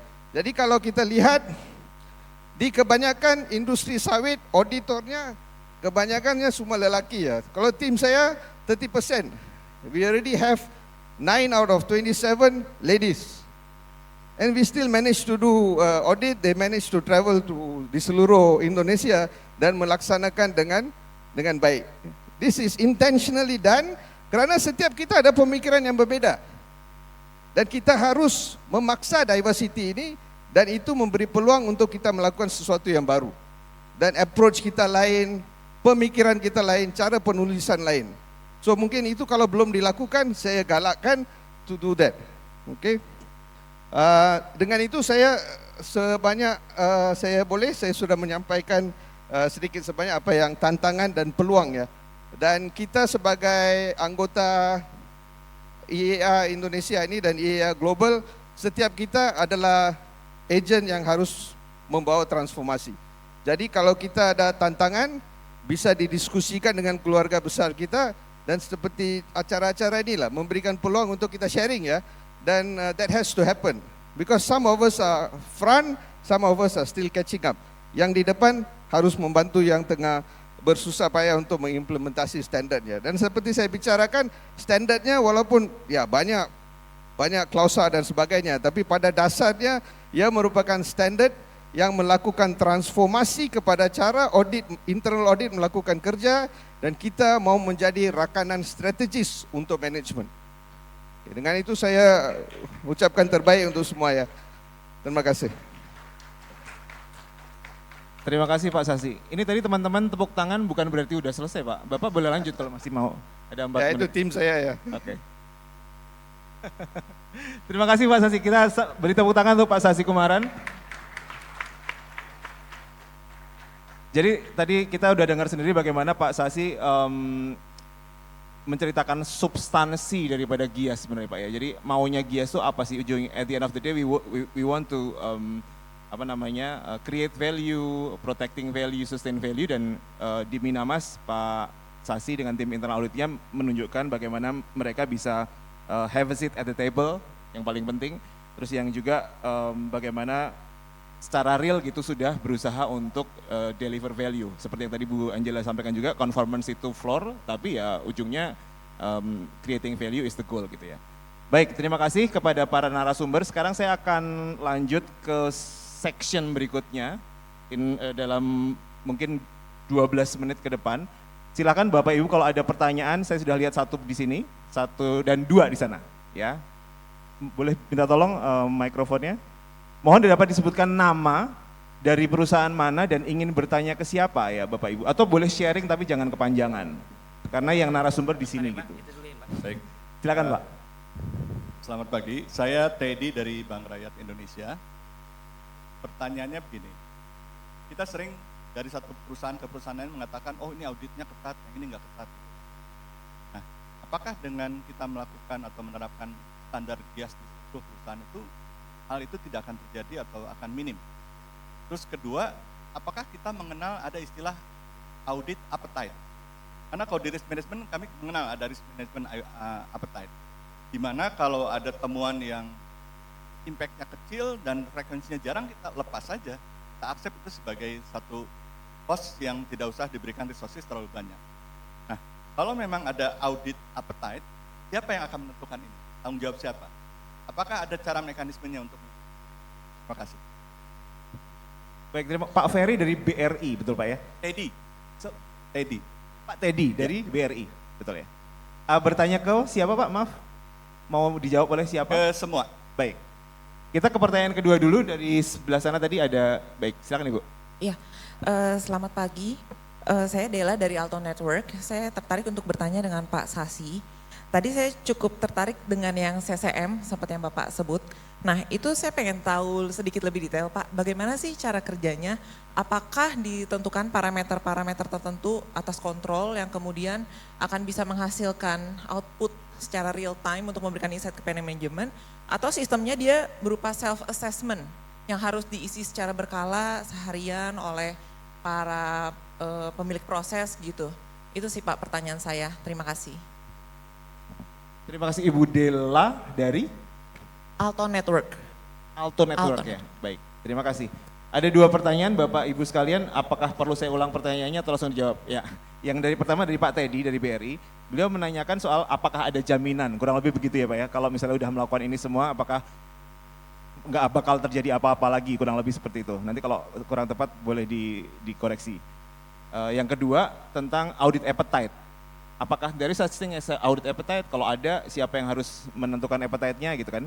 Apakah jangan-jangan nanti takutnya kalau appetite-nya pas lagi rendah misalnya gitu, jadi overdo atau sebaliknya? Kurang lebih seperti itu Bu Angela. Dari Bu Angela dulu, nanti ke Pak Gufron dan ke Pak Sasi ya, silakan. Terima kasih Pak Teddy. Tadi kalau menerapkan standar, apakah audit akan ada breakdown atau tidak, gitu ya? Tidak ada yang pasti di dunia ini selain ketidakpastian, Pak. Cuman begini, standar itu pegangan bahwa kita sudah menjalankan sesuai dengan yang seharusnya. Bayangin nggak kalau kita nggak punya standar, kita bebas lepas hutan rimba gitu ya. Orang nggak tahu mesti ngerjain apa. Jadi kita punya pegangan. Tetapi apakah kemungkinan itu menjamin 100% tidak ada breakdown? Saya rasa enggak, Pak. Pasti tidak ada 100% absolut tidak ada breakdown. Yang dimaksud dengan breakdown ini apa, Pak, masalahnya? Saya boleh tanya nggak sama Pak Teddy dulu? Fail-nya itu di mana maksud saya? Fail di quality, fail di pekerjaan auditnya, fail di mana gitu. Itu kan bisa berbeda penyebab gitu Pak ya. Oke, mungkin saya luruskan, pertanyaannya bukan soal tidak akan ada breakdown. Apakah beda, kan sekarang kita mengenal, oh kalau di sini auditnya ketat, yang ini nggak ketat, perusahaan satu, perusahaan dua bisa beda gitu. Atau pada zaman Pak A ketat, pada zaman B tidak ketat misalnya. Nah kalau udah menggunakan standar ini, apakah variasi itu akan semakin minim? Appetite auditnya. Ini Bapak bicara dalam bentuk holding ya, grup? Holding, ya, Oke, company. sehingga Bapak punya banyak subsidiaries. Ya, atau beda perusahaan juga bisa, beda negara bisa juga kan? Di A, di B bisa beda-beda. Ya, betul. Oke, kalau dia sudah menerapkan standar yang sama. Ya. Seharusnya tidak. Karena sudah sama, penggarisnya sama Pak. Sekarang perlu dipastikan penggarisnya sama apa enggak. Ukuran risikonya sama enggak. Waktu saya bilang warnanya merah, dia juga bilang merah. Waktu saya bilang biru, dia bilang biru, bukan hijau. Dia bilang merah, saya bilang abang sama ya Pak ya. Tapi kalau dia bilang merah, saya bilang pink aja udah beda. Gitu. Bias selalu ada. Gunanya standar, gunanya panduan adalah untuk mereduce bias. Sehingga kemungkinan perbedaannya itu diperkecil. Gitu Pak. Jadi tapi harus ada penggaris yang sama ya Pak ya. Karena kalau nggak ada penggaris yang sama, bisa jadi karena ketidaktahuan atau kurang aware-nya sehingga interpretasi terhadap standar di satu orang dengan orang yang lain bisa berbeda. Itu mengapa kita perlu ada komunitas seperti ini supaya kita bisa saling sharing dan bertanya dan memastikan pemahaman kita sudah benar atau belum gitu kan ya. Supaya meminimize bias tadi Pak. Lalu kedua apa tadi? Audit appetite. Siapa yang mengaudit? Siapa yang menentukan appetite? Oh, itu ada Pak di standar Pak. Harus ditentukan bersama-sama. Jadi tentu dari risk manajemennya terlibat gitu kan ya.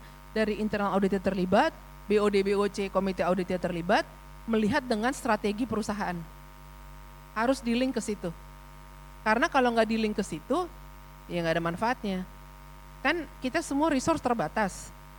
Jadi kita harus pick yang mana yang prioritas untuk kita, mana yang bukan prioritas untuk kita gitu ya. Mana yang selera saya, kalau yang ini saya nggak selera untuk dilihat gitu kan ya. Yang ini bolehlah masukin ruangan gitu. Karena enak dipandang gitu. Jadi sama-sama mikirnya adalah supaya kolektif ini adalah untuk masa depan organisasi. Mungkin gitu Pak, saya lanjut ke Pak Gufron dan Pak Sasi. Silakan Pak Gufron, Pak Sasi. Makasih Pak Teddy. Bapak di BUMN, kami di pemerintah kelihatannya sih beda, tapi semua sama. Karena organisasi apapun yang menjalankan itu manusia. Jadi pertanyaan tadi kalau saya sih kembali ke manusianya sih Pak Teddy ya. Sistem itu kita buat sebagus apapun, tapi kalau kemudian manusianya tidak bagus, ya tidak akan bisa berjalan. Sistem itu sudah kita buat digital sebagus apapun, memang nggak ada celah manusianya ngoprek-ngoprek itu yang namanya aplikasi, tetap aja Pak. Jadi kalau berbicara semua tools management, kan setahu saya semua hanya bisa paling tinggi itu memberikan reasonable assurance, itu kan Pak. Jadi syarat dan ketentuan tentu berlaku, bukan hanya sistemnya saja atau standarnya saja ada dan dijalankan, tetap syarat dan ketentuan berlaku. Dan syarat dan ketentuan berlaku itu kalau kita peras, akhirnya pada manusianya sih Pak. Jadi mau organisasi tunggal, holding, variatif, tetap aja manusianya yang di situ seperti apa. Nah kita berbicara misalnya negara tercinta ini, ya memang kita masih ditakdirkan secara nasional saja IPK baru 40 Pak Teddy gitu ya. Kita mau mencapai IPK 50 aja susahnya minta ampun. 40 aja up and down Pak. Jadi yang harus kita lakukan ya memang berusaha terus.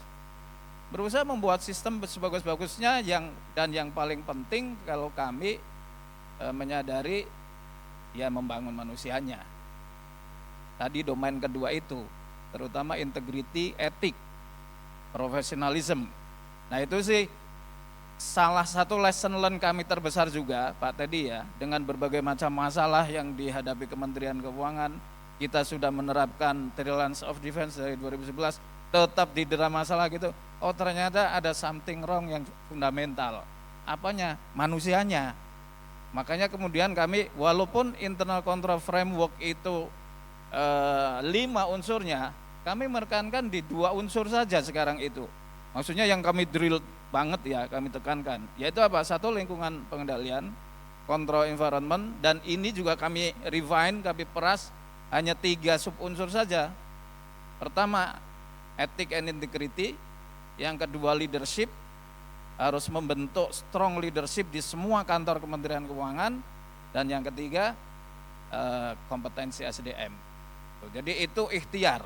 Mudah-mudahan sih nanti makin bagus lah Pak ya. Jadi semua reasonable assurance. Tapi kami secara pengalaman panjang itu bisa meyakini hal itu. Karena Kementerian Keuangan setelah reformasi masif 2007 ya, itu kalau saya kan pelaku di Kementerian Keuangan dari tahun 94. Antara 94, 2007, 2008 ke sini beda banget. Mudah-mudahan Bapak Ibu juga merasakan itu gitu ya. Kemudian oh sekarang sih ada lagi, ya itulah manusia tadi Pak Teddy. Kita sudah bangun sistem, tapi namanya manusia kan kalau di dalam agama iman aja naik turun Bu Anjila ya. Gitu. Jadi kalau lagi naik bagus semua, bagus terus gitu. Tapi begitu ada yang turun, nah mulai dibolong-bolongin lagi Pak gitu. Itulah yang kami kemudian ambil lesson learn. Oh, ayo kita kerja kolaboratif supaya menjaga bolong-bolong tadi. Itu sih Pak. Kalau sedikit sharing, yang kedua audit appetite ya. Kalau di kami Kementerian Keuangan sementara ini risk appetite itu masih sentralisasi. Jadi langsung ditetapkan di dalam keputusan Menteri Keuangan. Dipakai oleh seluruh kantor. Dan misalnya risiko top risk yang harus dipegang oleh tingkat pimpinan itu juga kami sentralisasi. Misalnya sekarang itu risiko pelanggaran integritas itu masih kami letakkan sebagai top risk. Ya, kemudian risiko program-program pemerintah prioritas presiden, makan bergizi gratis, ketahanan energi dan lain-lain. Itu semua risikonya menjadi risiko top risk yang harus dipegang oleh semua pimpinan kantor. Nah, itu di Kementerian Keuangan seperti itu, Pak. Terima kasih. Jadi saya jawab ini dengan soalan seterusnya tadi. Ini dulu Pak. Oh ini, oke. Jadi baik pendapat saya, sesuatu standar itu contohnya GIAS-nya sebagai dasar ya, itu dasarnya. Dan setiap perusahaan itu peran AE itu variatif nih ya, berdasarkan kepada kematangan perusahaan itu. Jadi kalau perusahaan itu dari segi kontrolnya udah matang, second line of defense-nya mantap, first line of defense-nya mantap, peran kita berbeda. Tapi kalau perusahaan itu masih lagi berusaha untuk memperketatkan first line defense, second line defense, internal audit pun tak bisa untuk secara total ya bergerak sebagai third line defense saja. Ada masanya kita harus melakukan kerja-kerja second line defense karena mau tidak mau kita bergerak sebagai rakan strategis, mau memastikan perusahaan itu berdiri utuh. Jadi tak bisa untuk kita mengekalkan atau you etch on the stone ya, ini aja audit hanya lakukan ini, tidak bisa, harus fleksibel. Dan risk appetite itu pun berdasarkan go back to maturity of the perusahaan, kematangan perusahaan, dan dari seperti yang dibilang di standard itu multiple stakeholder yang akan membuat keputusan what is the risk appetite for the company. Dan kita memainkan peran sebahagian daripada insight kepada itu, tetapi keputusan itu dilakukan bersama ya. Itu aja. Baik, Pak Teddy ada yang baik. Terima kasih. Jadi kalau saya ingin boleh menyimpulkan tadi Bu Angela sudah menyampaikan bahwa kita perlu punya penggaris untuk mereduce bias. Pak Gufron menambahkan penggaris pun perlu term and condition, orang itu paling penting. Dan yang barusan disampaikan Pak Sasi nggak cuma orang, tapi organisasi juga harus dilihat siapa apa enggak, ada support dari first line atau second line atau enggak gitu ya kurang lebih. Baik, terima kasih Pak Teddy pertanyaannya. Yang kita langsung ke yang kedua dari Ibu Dela dari Alto Network. Pak Sasi silahkan. Terima kasih untuk soalannya. Jadi CCM, Continuous Control Monitoring, adalah suatu tool yang bergerak berdasarkan kepada data analytics yang dilakukan oleh tim internal audit. Jadi ia bukan control self assessment. Control self assessment kita menyuruh klien untuk membuat assessment di mana mereka berdiri ya. Tapi continuous control monitoring adalah suatu mekanisme yang kita prepare berdasarkan data yang kita ada. Contohnya data procurement, PO yang lambat yang paling senang. Pembelian dilakukan tapi PO-nya dibuat selepas pembayaran contohnya, atau PO dikeluarkan selepas invoice-nya datang. Semua itu kan bisa kita analisis berdasarkan data yang ada di sistem. Dan trigger itu akan disampaikan setiap bulan. Okey, bulan ini unit A, kamu ada invoice sudah diterima, PO-nya belum keluar, berapa number. Jadi nanti pimpinan di sana akan meresolusikan kenapa kontrol itu terlepas. Bagaimana untuk mereka memperbaiki kontrolnya supaya perkara itu tidak berlaku. Dan reminder ini akan berlaku setiap bulan berdasarkan data yang kita lakukan. So it's an insight daripada tim audit kepada management melalui notifikasi otomasi yang dipanggil continuous control monitoring. Tapi kalau perlukan info tambahan bisa approach saya selepas inilah, kita bisa diskusi ya. Terima kasih. Cukup Bu Dela? Baik, terima kasih Pak Sasi atas jawabannya. Saya masih punya waktu rupanya, 1 sebelah sini dan 2 sebelah situ. Sama 1 ekstra sebelah sini deh. Jadi minta tolong, mohon menyebutkan nama, dari mana, dan pertanyaan ke siapa ya Bapak Ibu sekalian, silakan. Baik, terima kasih. Selamat pagi, saya dengan Alvin Nasution dari Inalum, Medan juga. Mungkin saya tertarik dengan tadi pernyataan Pak Sasi Kumar, tadi disinggung juga beberapa kali sama Pak Gufron mengenai have a seat in the table gitu ya. Artinya kita punya dukungan dari manajemen gitu ya. Itu kan idealnya. Di standar juga memang kita juga harus dapat dukungan gitu. Nah, pertanyaannya justru kebalikannya. Apabila kita nggak dapat dukungan, apa yang harus kita lakukan gitu ya? Kira-kira gitulah. Apa yang sebaiknya internal audit, mungkin juga ada insight dari standar, mungkin dari pengalaman Bapak Ibu. Kira-kira kalau dukungan itu kita dapatkan kurang maksimal dari salah satu pihak aja misalnya, baik hanya dari direksi atau hanya dari Dewan Komisaris, tidak dari keduanya. Ini seperti apa? Justru artinya apa yang bisa kita lakukan gitu ya, supaya kita bisa dapat dukungan itu dan standar itu bisa dipenuhi. Advokasi seperti apa yang sebaiknya kita lakukan? Mungkin itu, terima kasih. Terima kasih Pak Alwi ya, Alfi Pak. Pak Alfi. Dari? Inalum. Terima kasih Pak Alfi. Kita ke yang kedua dulu, silakan Pak. Mungkin bisa berdiri dan ya.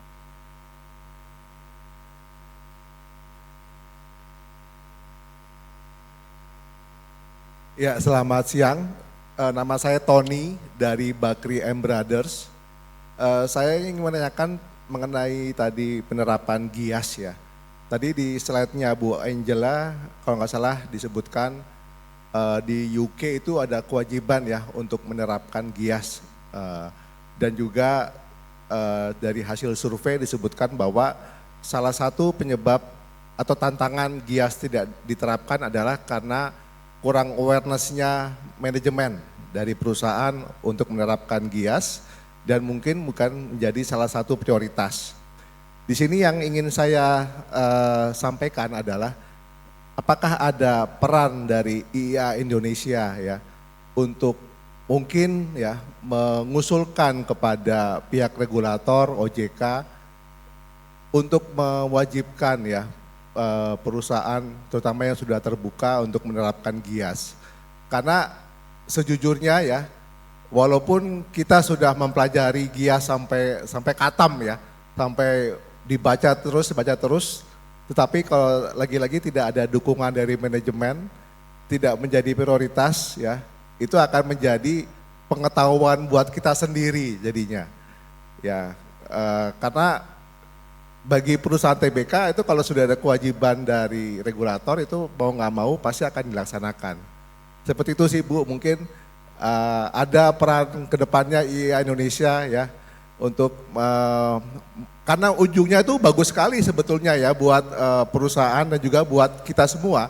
Karena kita tahu standar GIAS itu memang cukup baik ya, dan kalau sudah diimplementasikan dengan baik, tentunya akan membawa kebaikan kinerja bagi perusahaan dan juga bagi Indonesia. Terima kasih. Assalamualaikum warahmatullahi wabarakatuh. Terima kasih Pak Tony dari Bakri ya Pak ya, betul ya. Nanti saya akan sampaikan itu ke Bu Angela untuk yang pertanyaan itu ya. Baik. Yang ketiga, Ibu di tengah sini, ya.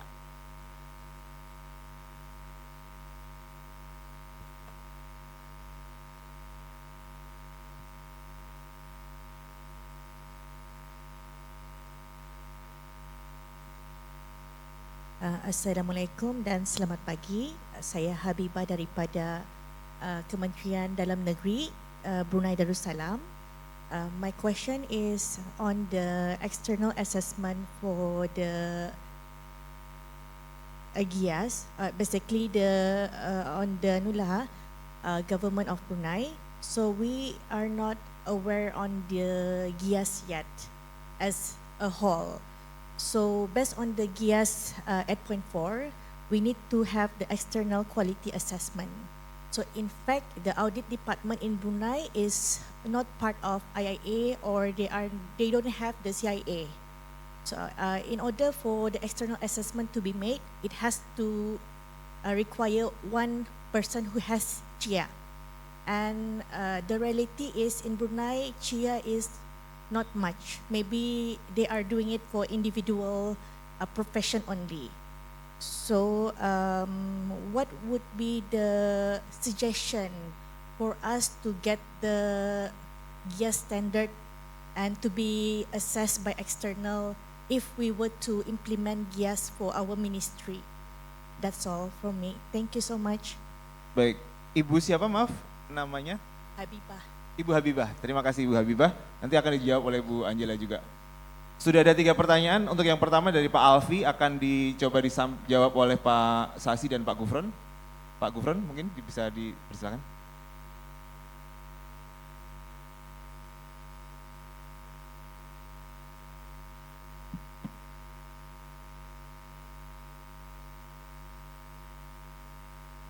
Jadi pertanyaannya kalau tidak dapat support atau kalau supportnya cuma separuh gitu. Independen ya.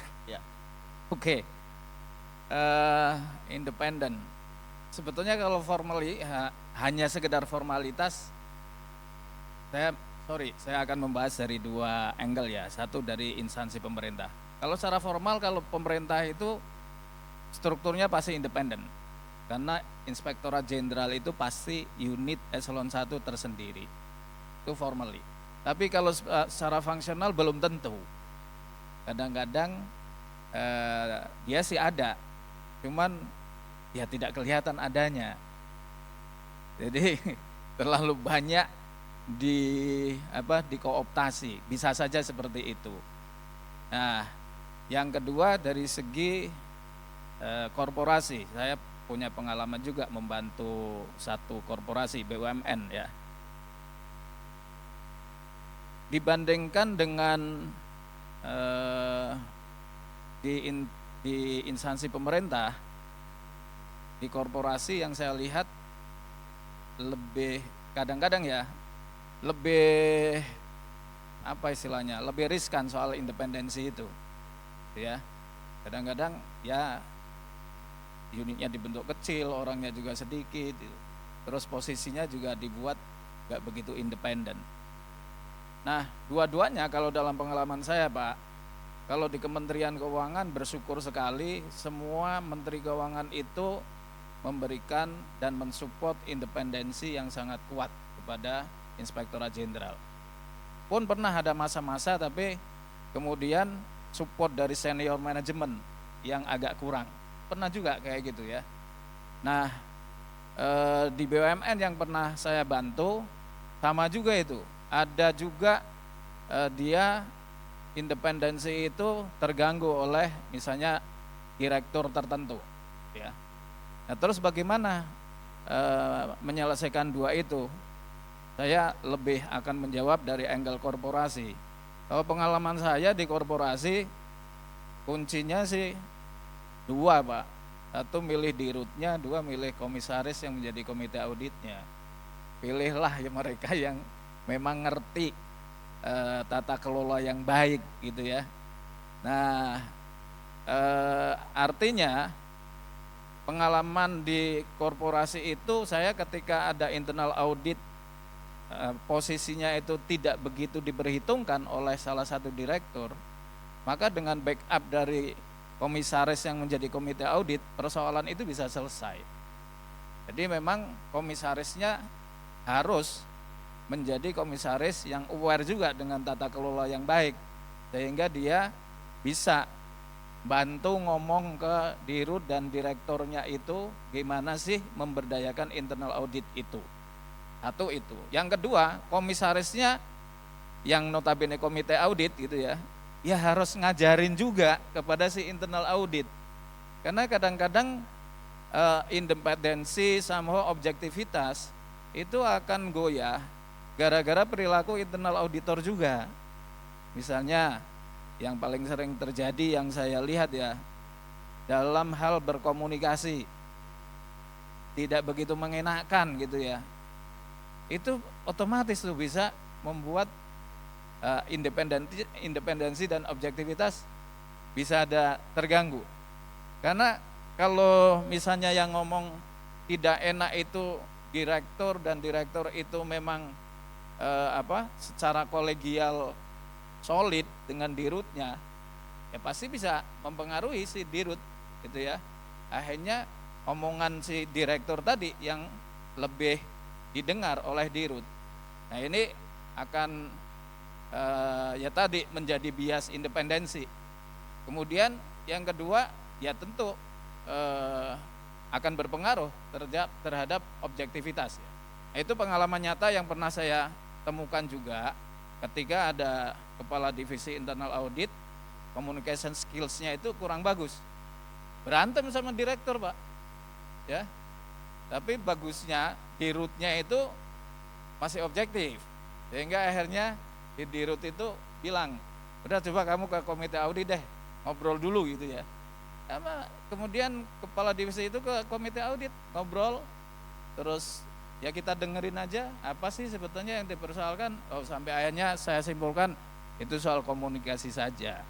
Coba kamu ubah cara berkomunikasinya seperti ini, ya, cara menyampaikannya begini, itu ya, dan alhamdulillah bisa solve juga. Saya kira itu Pak, kalau di instansi pemerintah ya variatif soal independensi itu. Kalau secara struktur pasti independen, tapi prakteknya itu memang mungkin dari sisi objectivity yang kadang-kadang agak terganggu.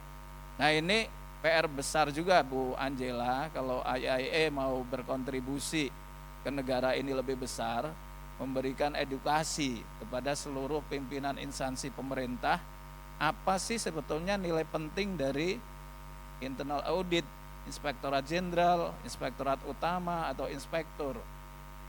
Kadang-kadang kan mereka nggak ngerti gitu, sehingga akhirnya tadi ya yang paling besar sih objektivitasnya itu menjadi dipertanyakan gitu. Saya kira itu Pak Indra. Baik, terima kasih Pak Gufron. Pak Sasi, want add something short maybe? Ya, something short. So, mungkin persoalannya bagaimana indikatornya yang kita tahu kita sudah terima dukungan dari manajemen ya.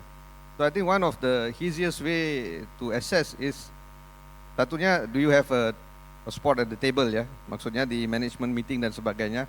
Tapi the extent of management sharing the strategic direction of the company with the internal audit team akan menunjukkan sama ada mereka sudah menerima kamu sebagai rakanan strategi atau tidak. Kalau sebab ada perusahaan yang masih lagi tidak mendedahkan strategi perusahaan itu kepada internal audit ya. Dan internal audit is only on no to no basis. Tapi ada perusahaan seperti perusahaan saya, kami memang berperan untuk bersama-sama dengan board of director apabila adanya pelaksanaan strategic meeting, strategic discussion. So at that point, I think you have achieved the confidence of management. So I think that is one of the measurement point yang bisa kita gunakan lah. Terima kasih. Terima kasih Pak Sasi. Jadi Pak Alfi, intinya itu kalau nggak dapat support, jangan diem aja, gitu kan ya, kurang lebih kayak gitu ya.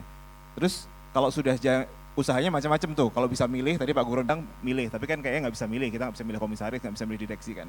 Nah kalau udah nggak bisa milih, udah nggak diem aja, introspeksi tadi Pak Guru sampaikan, jangan-jangan kitanya gitu, jangan-jangan mereka nggak percaya itu gara-gara kitanya memang nggak bisa dipercaya, kurang lebih seperti itu. Waktunya tinggal sedikit, Bu Angela langsung menjawab pertanyaan berikutnya.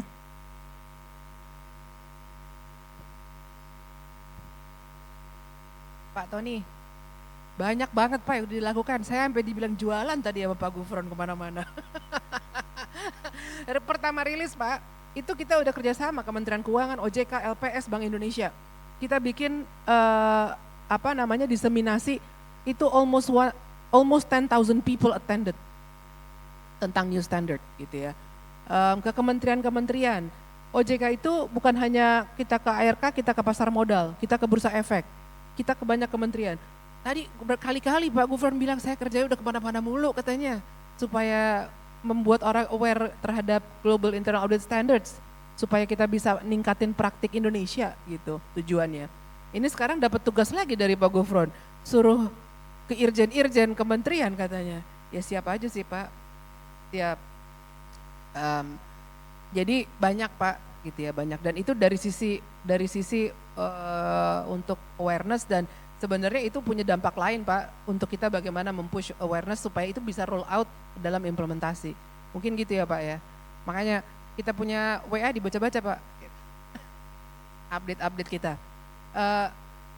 Habibah, there is an alternative method for the external quality assurance. So we have the full EQA, which is a full independent review, which have to include at least one CIA, right? Within your limitation, there are options for transition. You might do a independent validation of your self-assessment. That is a transition to a full EQA. So you do a self-assessment, and then there's an independent validation, which you ensure that that person or that team has the competency. But you will not be able to say that it is a full EQA, because it's just a validation on the quality of your self-assessment, right? So if you are doing that independent validation, self-assessment with independent validation, you also have to set a target when you will be planning to have your full EQA, right? I assume Habibah will take the CIA after this, right? So you'll be the master at Brunei. Other option, if it's possible and it's open in your ministry, you might find, networking. There are people here also from the many ministries that you can, cooperate and then do like a peer review where you can have the CIA from other ministries here or other companies here. Like Pak Gufron, in the Ministry of Finance, they have a lot of CIA. Yeah, Pak, yeah? Yes. So I think this is one advantage of networking. So we can find out possibilities of what we can do. So don't be afraid, you can still do it. Do transition, do the self-assessment with independent validation first, with a clear target when you want to move forward for the full EQA. Oke, Bu Habibah. Ya, Pak Tony juga udah oke tadi Pak? Baik. Baik, Bapak Ibu sekalian kita sudah lewat waktu, tapi terima kasih sekali lagi kepada para narasumber yang sudah berkenan untuk berbagi dengan kita di pagi sampai siang hari ini. Bu Angela, Pak Gufron, Pak Sasi, terima kasih waktunya. Terima kasih juga untuk Pak Teddy, Ibu Dela, Pak Alfi, Pak Tony, dan Ibu Habibah yang juga sudah berdiskusi dengan panjang lebar di sini. Mudah-mudahan apa yang sudah kita diskusikan bisa bermanfaat untuk kita semua. Yang pasti kita tahu bahwa GIAS ini sesuatu yang kita sama-sama sadari pentingnya. Tugas kita juga untuk memastikan bahwa orang-orang di sekitar kita, stakeholder-stakeholder kita juga punya pemahaman yang sama dengan kita semua. Dan mudah-mudahan kita bisa semakin mudah mengimplementasikan GIAS di kedepannya. Itu saja, terima kasih atas perhatiannya, mohon maaf jika ada yang kurang-kurang. Assalamualaikum warahmatullahi wabarakatuh.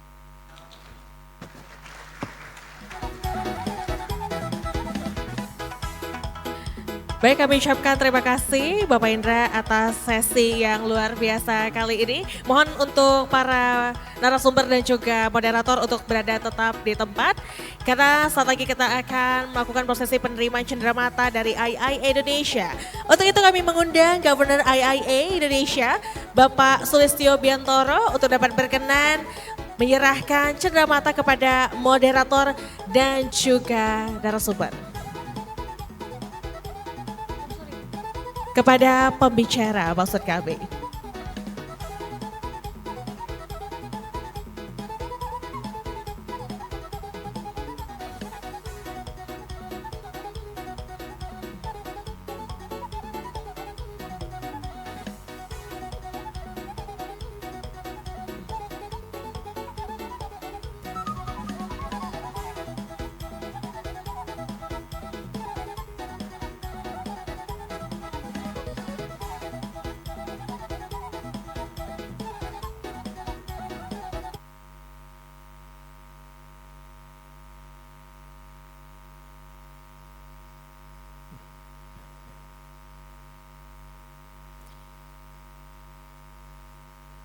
Baik, dilanjutkan dengan sesi foto bersama. Mohon berkenan.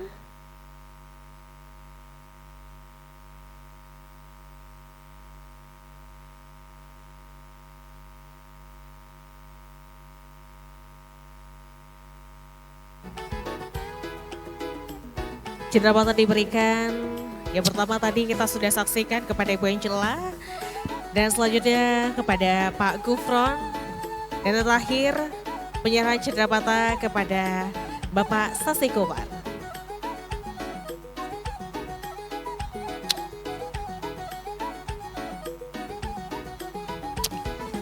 Baik, dilanjutkan dengan foto bersama. Mohon berkenan Pak Sulis untuk dapat mengambil tempat. Kita akan melakukan sesi foto bersama.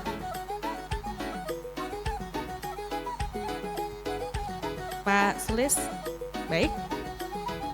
Foto akan kami pandu 3, 2, 1, 3, 2, 1. Baik, boleh gaya bebas 3, 2, 1. Baik, terima kasih. Kami persilakan kepada moderator, pembicara dan juga Pak Sulis untuk dapat berkenan kembali ke tempat duduk masing-masing.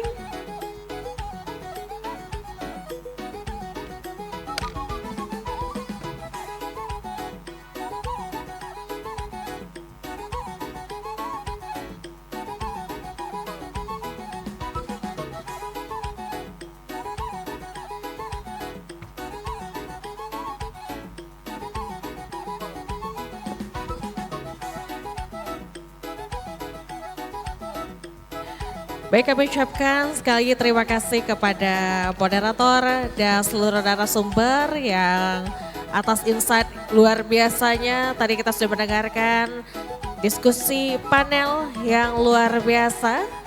Dan kami persilakan untuk dapat kembali ke tempat duduknya masing-masing.